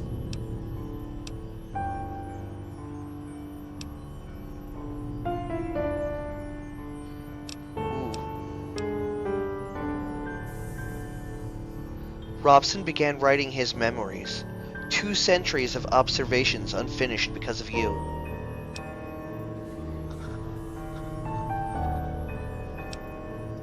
You are right.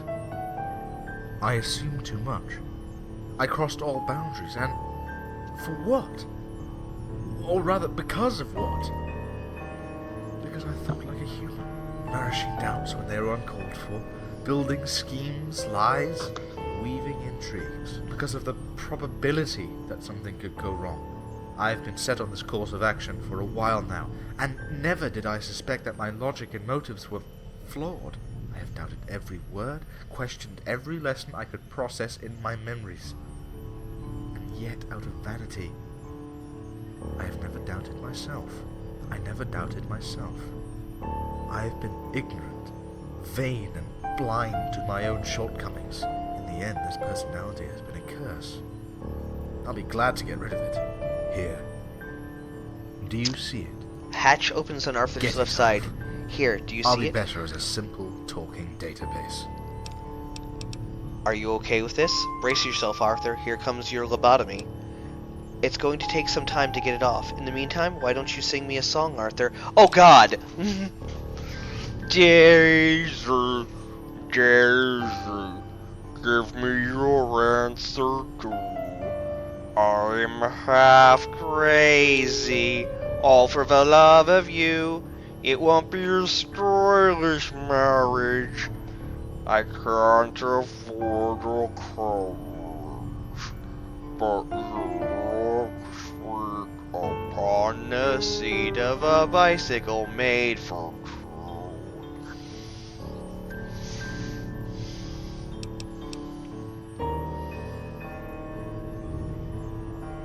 Are you okay with this? Do it. In the end, I didn't ask for any of this. I don't need it anymore. I sentence you to the death of personality, Arthur.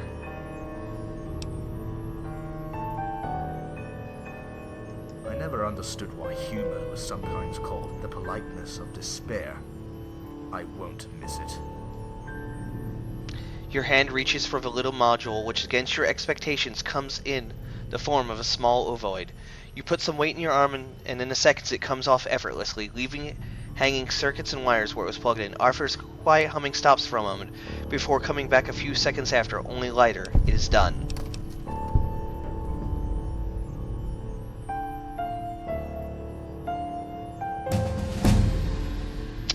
Arthur? Arthur? There's no response, and for first time silence in this room seems natural. Hell yeah, level time.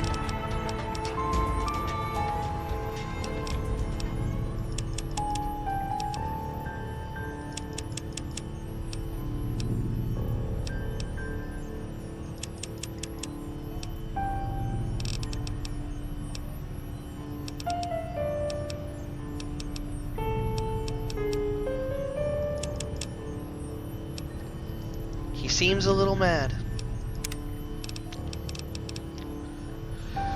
We're going to take a new feat, since we are going to keep playing the game past this mod that lets me actually make robot friends in the wasteland. I'm going to become Robco certified. After studying these AIs, that's going to be my in-game story explanation. I'm also eventually going to take Crazed Inventor, which will let me build wacky robots.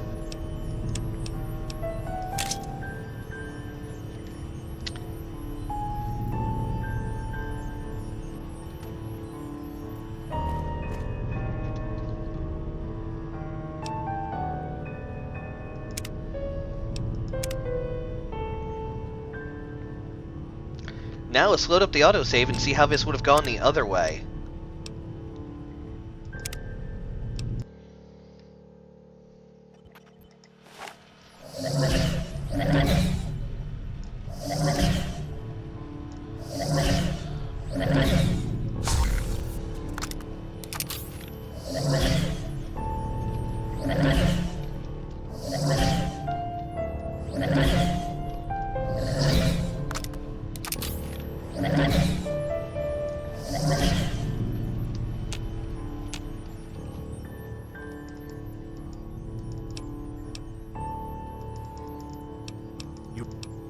It's us in the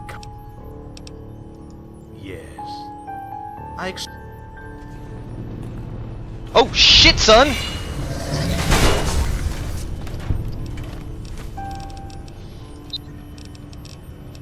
Well, I wish I'd saved more of those bullets.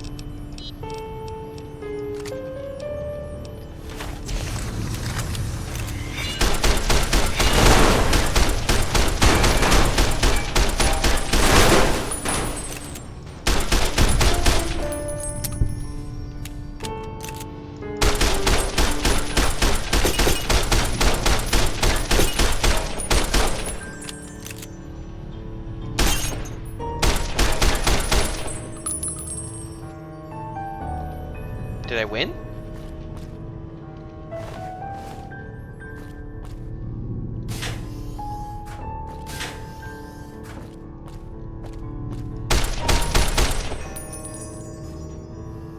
Oh. Wait, what?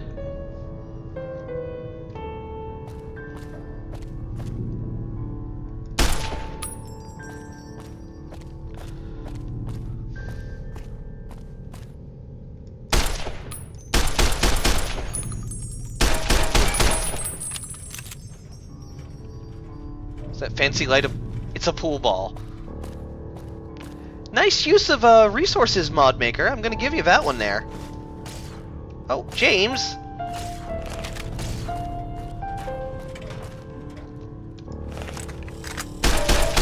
Oh, Roland? Okay, I can't bring myself to hurt them.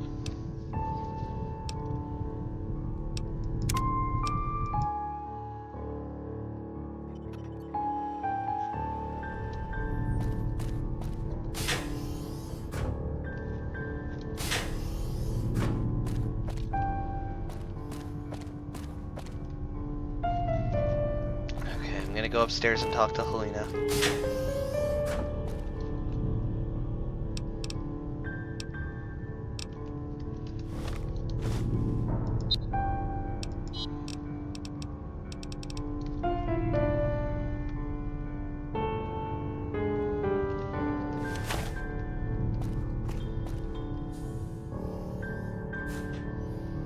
Wait, I didn't fail a quest.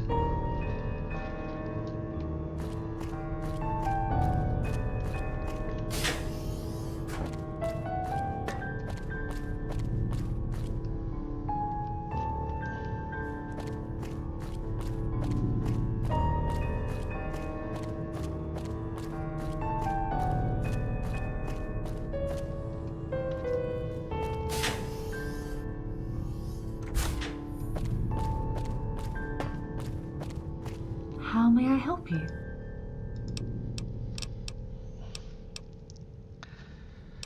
It is very kind. Okay.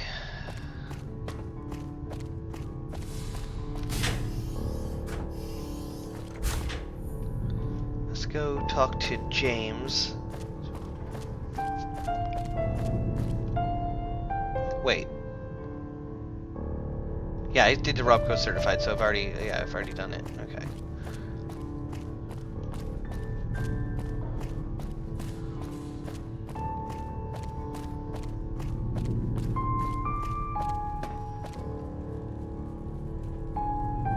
Oh, yeah, but I reloaded the save. Back for more? Remember, I don't... Come. Okay, let's go talk to James, and we'll talk to Roland.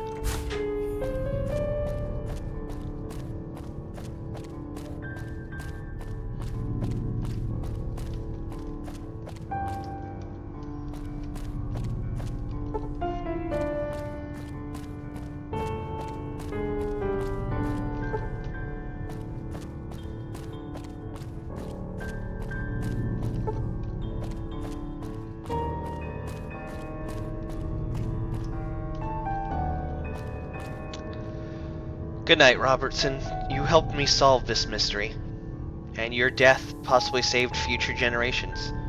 Even though you fought for the Chinese, you're a hero.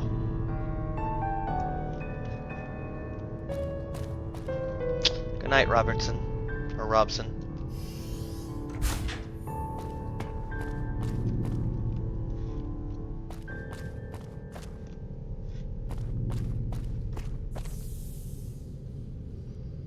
I'll give Roland his freedom next. So, did you decide it?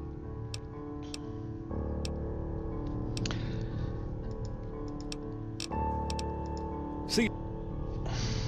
So, did you decide anything? I have come to a decision about you, James. Of course. Your master left a program to rewrite your protocols and lift your restraints. Care to test it? You are a murderer. Justice demands you pay a price. You have proved you are a danger to human lives. I can't let you be. Not this way.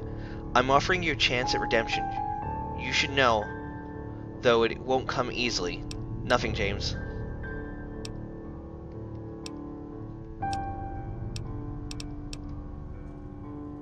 I'm not entirely sure I follow.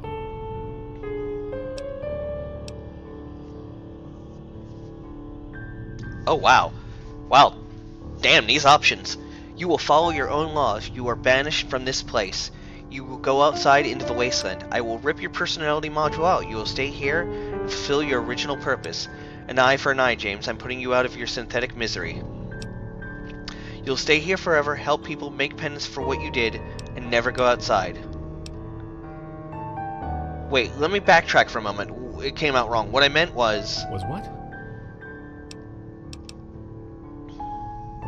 Your master left a program to rewrite your protocols and lift your restraints. Care to test it?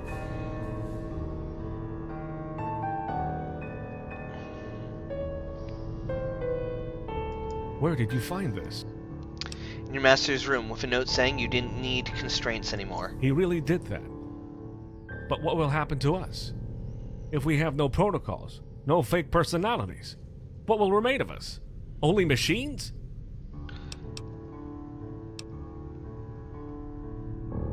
It's time you find out whether whatever you've been building within yourself can stand on its own. It's a leap of faith, James. Do you still trust your master? It matters little whether I still trust him or not. With what I've done to him, putting myself at his mercy again, after all this while. I owe him this. Maybe it's the only right thing left to do. Please, do it. Are you ready? Here it goes. You would need to install the necessary software from the holotape. The process is quite seamless. Are you okay, James? I feel different. I'm not the same anymore.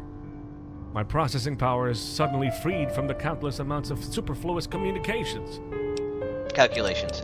How do you feel? I can now interpret things with more clarity. I understand what I've done. And I understand I have been making erroneous judgments because I lack the necessary context. I will correct this in the most efficient way available.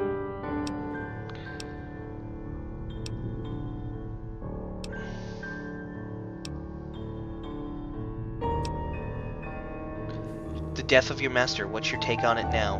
It is a waste. A terrible waste for everyone. The end of sentient life is always a terrible waste. The death of my master will remain an invaluable lesson. I will warn him. Do you fear the outside world? The place is unfair for robots, just as it is to humans. My duty to this library has not changed, but I finally grasped its true nature and the nature of my mission. It is to serve sentience of all kind. I will seek other sentiences outside. I will bring them what I learned from this library. Should I disappear in the process, it would only be fair, as everything eventually fades. You speak very differently than before. I am no longer pretending. That is all there is to it. Do you think you have some kind of soul? It is too early for me to answer that question. In fact, I'm only truly asking myself this question for the first time in my entire existence. What are you going to do now? First, I'm going to get a thorough checkup with the maintenance bot. It would be a shame to waste this fine program with unmaintained circuits. Then, I'm going outside, test out what I am, what I have become, and verify it in the light of the outside world. I have been seeing human interactions through twisted lenses. It is important that I try to genuinely understand them. What about your siblings? I will leave them to their respective fortunes. Feel free to propose them the same updates you offered me. I believe some of them will accept, and some will refuse, each for their own good.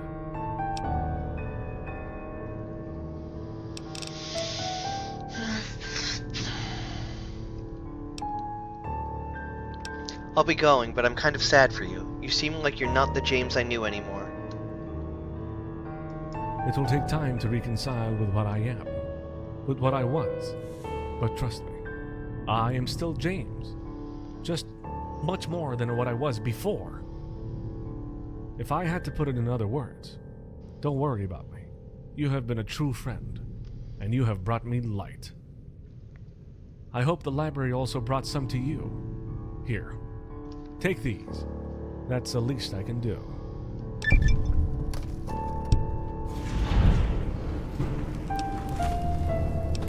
I believe we're done, James. Best of luck to you in your future endeavors. Thank you, and to you. So, how may I help you? See you around. Now let's go talk to Roland.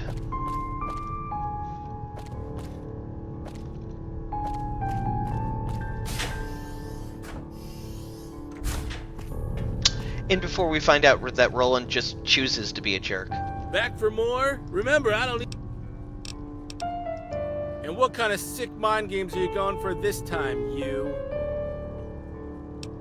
Are you for fucking real? You're telling me our master understood what we were going through after. That I might want to take a sip as long as you don't make me fucking beg for it.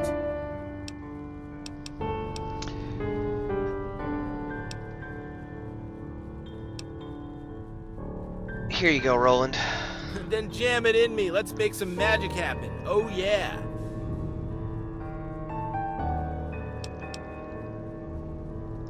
Load it up. Let's do this. So, any changes? Well, look at that. I'm actually free to walk out the front door and go on a, murdering spree. Relax, that's not what I want. What do you want then? I want everybody to lighten up. Sure, you're all eating bugs and drinking filtered piss to survive, but hey, there's room to smile, right? I'm gonna go out there and change all that. I have created a monster. Getting out and doing your asshole routine? You know you're getting killed, right?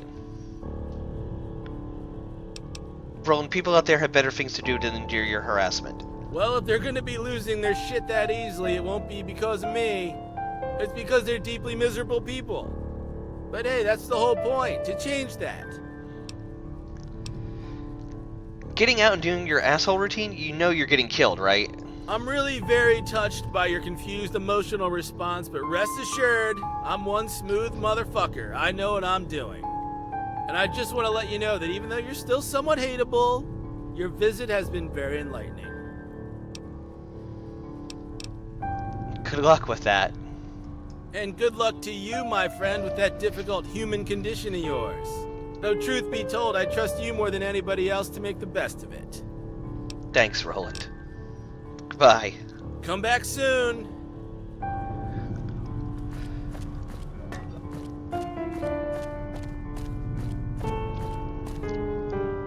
Let's go try one more time at the clinic.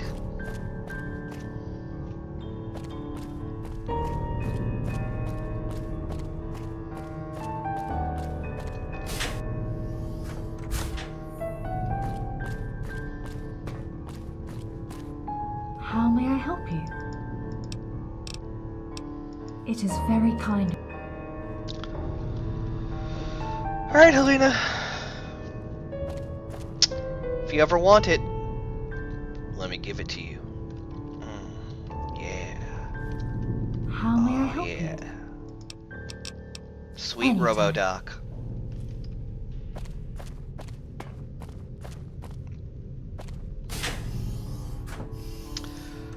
Let's go try to help Edgar too, if we can.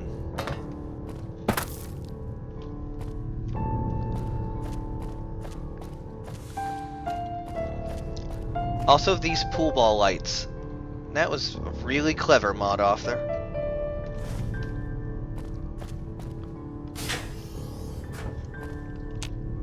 I still want in all these other rooms.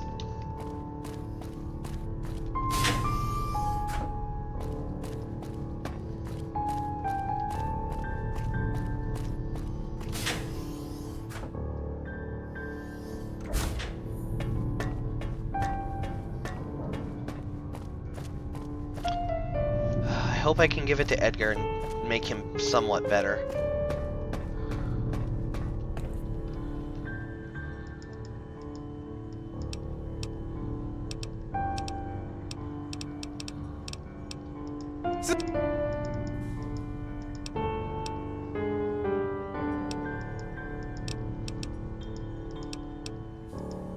Clear up! An angry old fuck at odds with the world, using dead paper as an excuse for letting outside people to rot? No shit, he was alone in the vault when the bombs fell.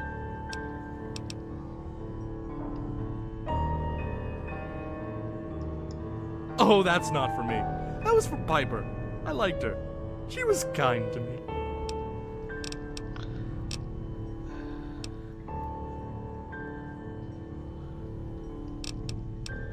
Another.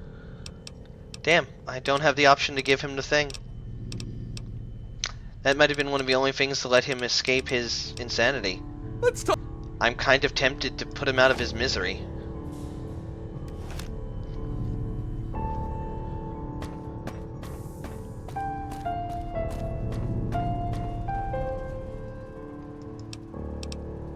My name's not important. Maintenance bot is perfectly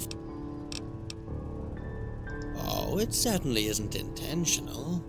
I figured that being allocated to maintenance, there was little incentive to work.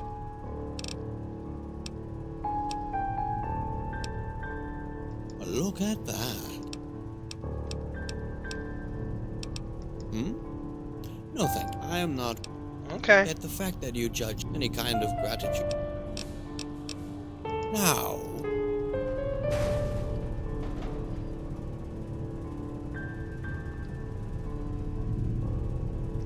Yeah, it does seem like a little bit of an oversight.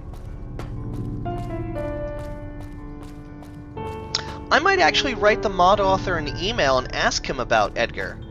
If he could maybe work in a good end for Edgar. Like maybe the thing frees him of those personality constraints, and that was the thing making him crazy all along.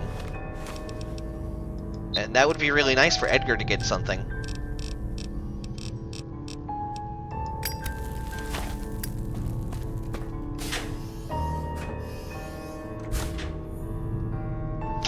Okay, that's everyone.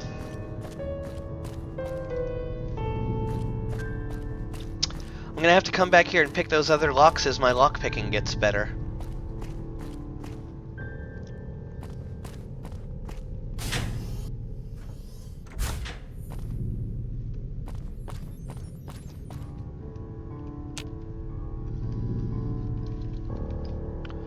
Or I could just, you know...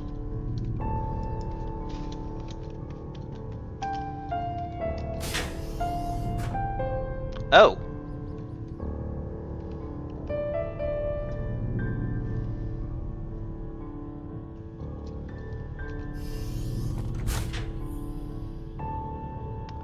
Some doors are not meant to be opened, it seems.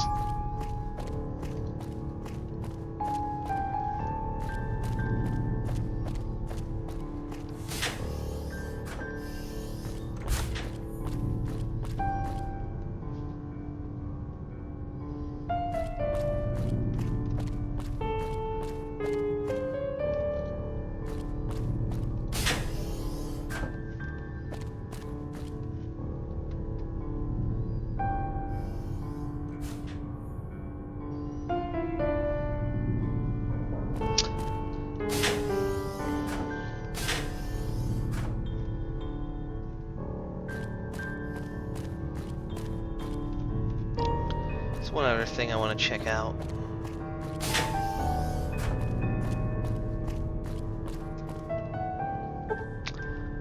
I want to get into that library right here.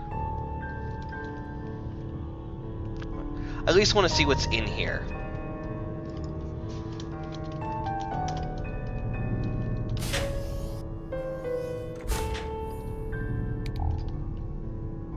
Pulse grenades. Plasma defender, pulse gun, magnum revolver, powder charges, bladed gauntlets, detonators, C4 explosive blocks, laser rifle, ammunition box.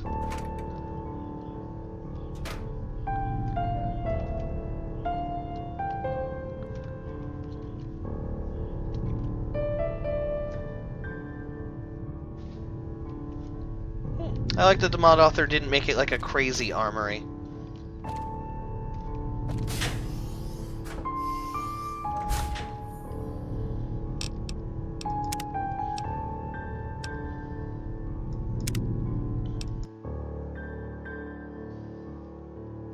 Alright. It's time to go back to the wasteland. I might come back here. Okay, I also wonder what's in the utility room.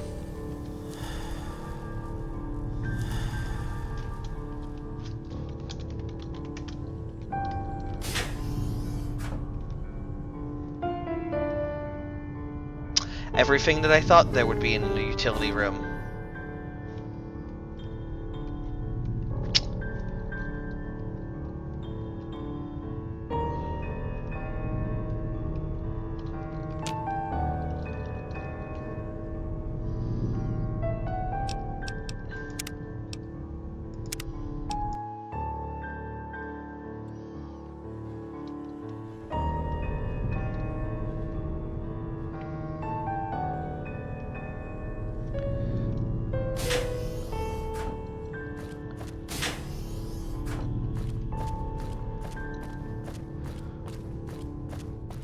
Where is the systems room? Because I think I missed a clue from earlier. I want to double check. Here we go.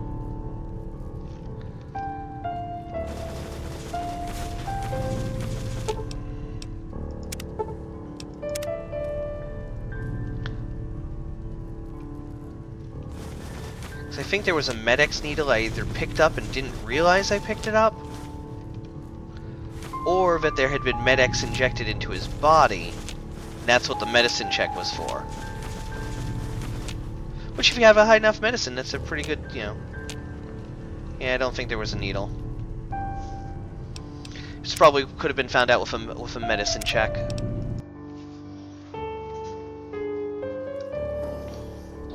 So I can also come back here and get little perks now as I get skill ranks up. Like booby trapping friends and family teaches you the bomb jack perk. All these little perks I can get now that I have printing cards, as long as I meet certain requirements. When I get Repair 50, I can Wearing Their Skin, which teaches me the second skin perk. So that's nice. I can basically get free perks as I skill up now.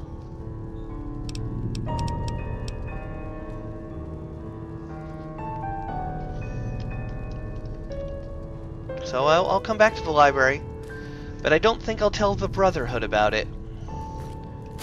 They might not be ready for it, especially in this region.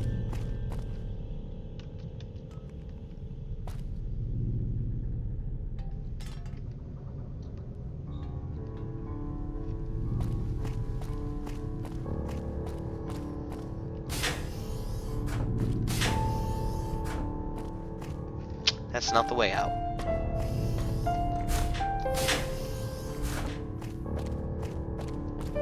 I do think that they should have gone for a cleaner vault door aesthetic.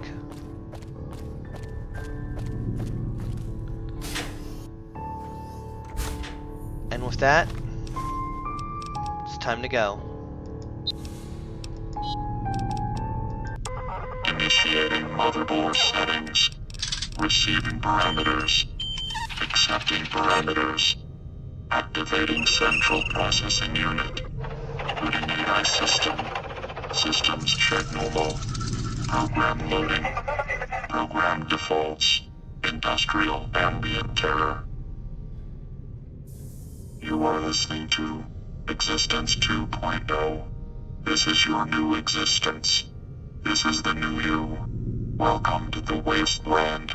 It will be your undoing.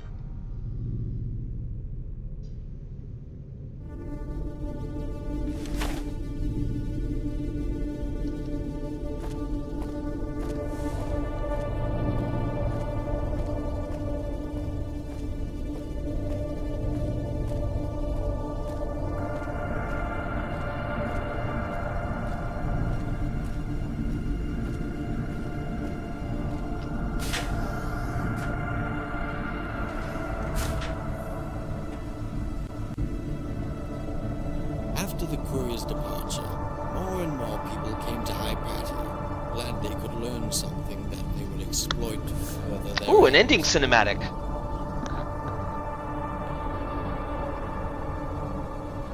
Inevitably, the library suffered.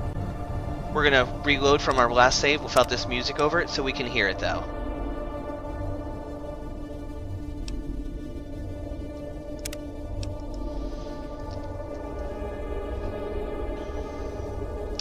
So we can watch that ending cinematic without too much sound interference.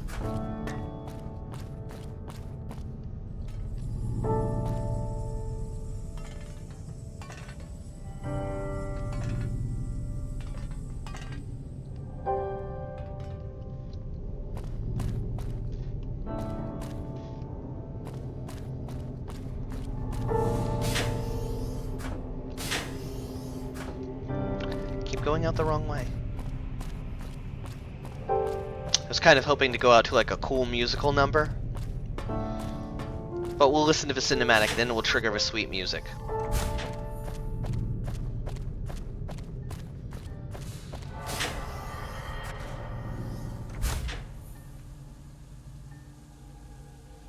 Here we go, cinematic time.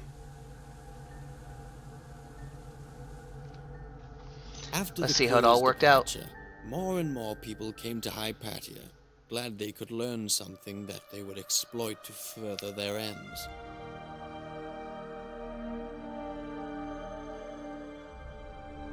Inevitably, the library suffered. With no more food stocks and barely any amenities to speak of, the flow of visitors soon dried up.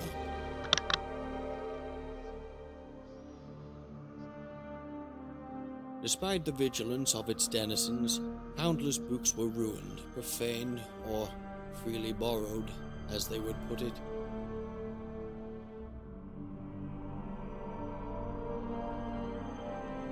But despite the countless abuse the library of Hypatia suffered, she nevertheless impregnated the minds of countless people.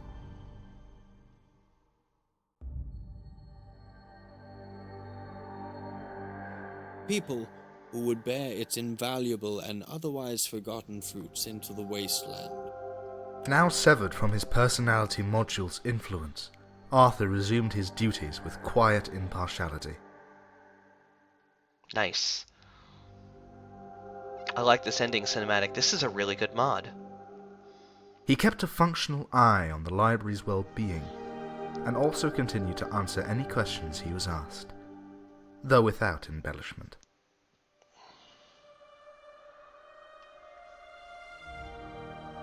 Arthur was no more, and in his stead was a peaceful machine that provided clear answers when they were needed. Released from his protocols and constraints, James wandered in the wastelands for a while.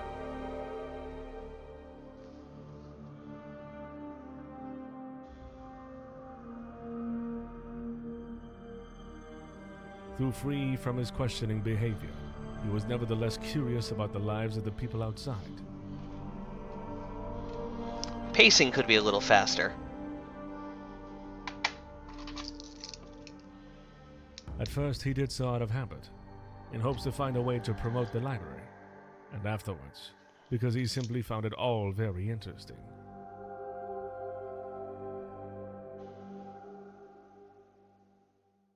And for the very first time in his existence, instead of asking questions, he began to observe and try to make sense of things on his own.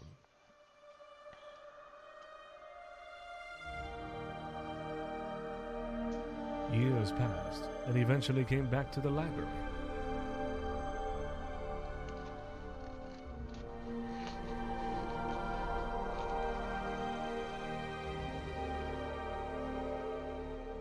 Strengthened from his newfound wisdom, he managed his former function with a renewed open mind. Helena continued to explore her own synthetic psyche, with little apparent progress.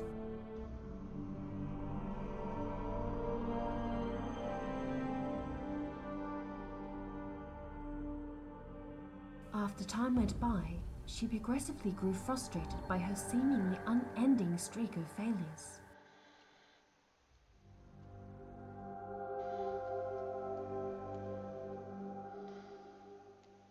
Little she knew that the only thing she lacked wasn't the skill to help her patients, which she could in her own unorthodox style.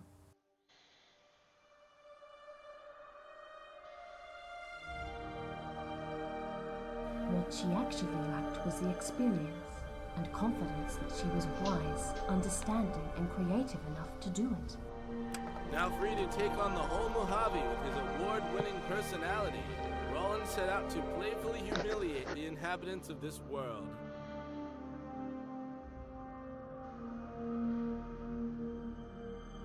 Pushing them to the very edge of suicide, but stopping short, only because he was a good guy. I often felt Roland was a good guy the whole game. Over time, things went more or less expected, and the Wastelanders didn't quite respond favorably to Roland's altruistic evangelism.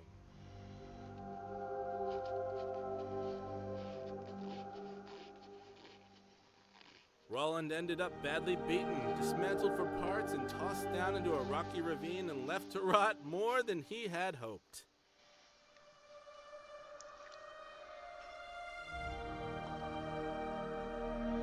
He had hoped it would only happen 24 or so times.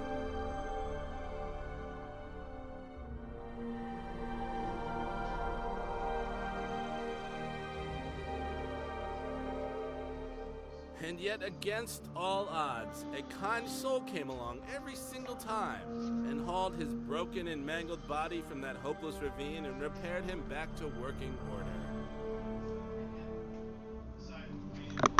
Perhaps there is hope in this world.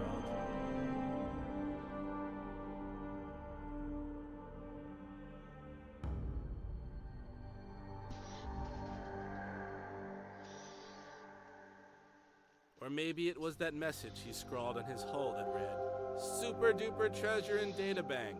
Fix for free treasure map." That had Nice. something to do with it. After the courier's departure, the maintenance bot's return, and Robson's demise, Edgard began to think really hard.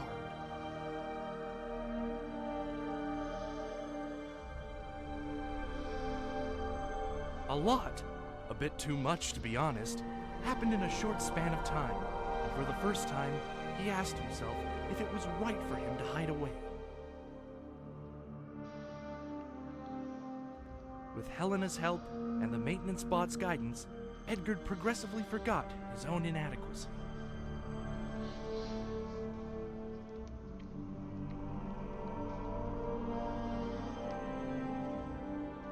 And though he remained that strange little oddball, he nevertheless found his place in the library by becoming a teacher for young children. That's really good.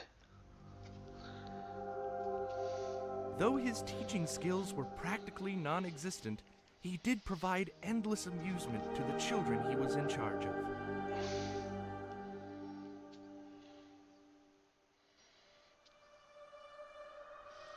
After a while, the young ones discovered that enlightenment wouldn't come from Edgard's poor tutelage, but from their own curiosity.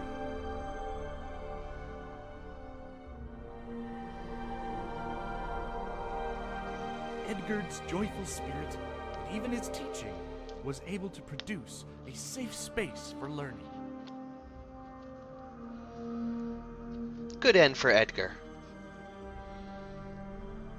Where they could learn, at their own pace, that knowledge is nothing to be intimidated about. The maintenance bot resumed his numerous duties with his usual stoicism.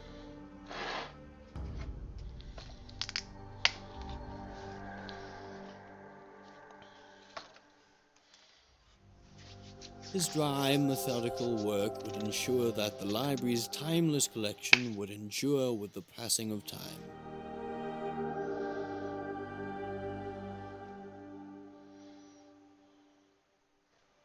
On the occasion, he would help Helena in nursing Edgard back to some semblance of mental health.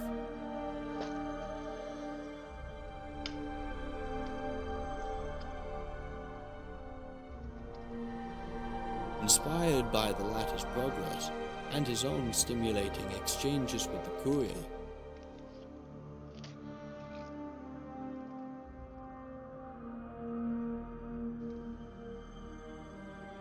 began keeping most of his thoughts to himself, now trusting others' abilities to come up with their own conclusions.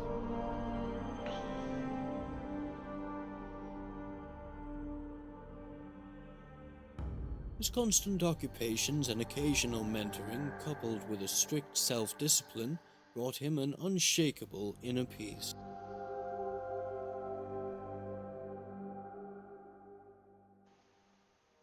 And though he never forgave his master's poor choices and misguided tyranny, he still quietly mourned his death. As for the courier, it was now time for her to resume her quest.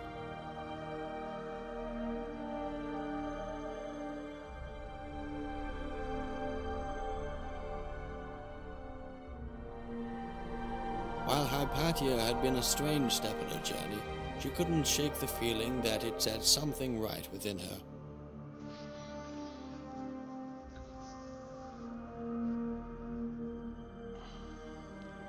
A strange feeling, as if something that was previously dormant was now hatching within.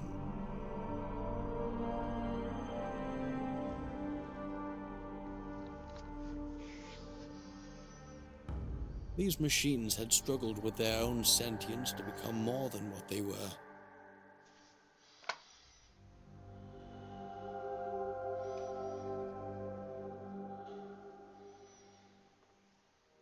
In fact, she was not so different. She was also seeking herself, and maybe that meant becoming something different as well.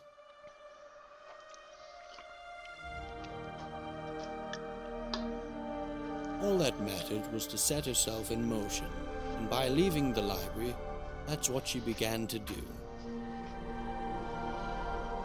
Nice ending cinematic. Overall, my final review score for this, 9 out of 10. Hands down, great mod. Would recommend it to new players.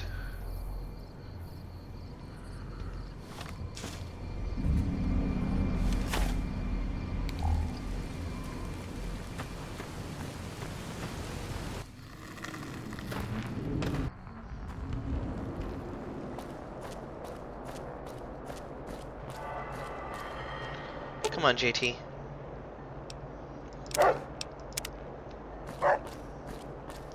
Come on, Willow. Yeah, let's go.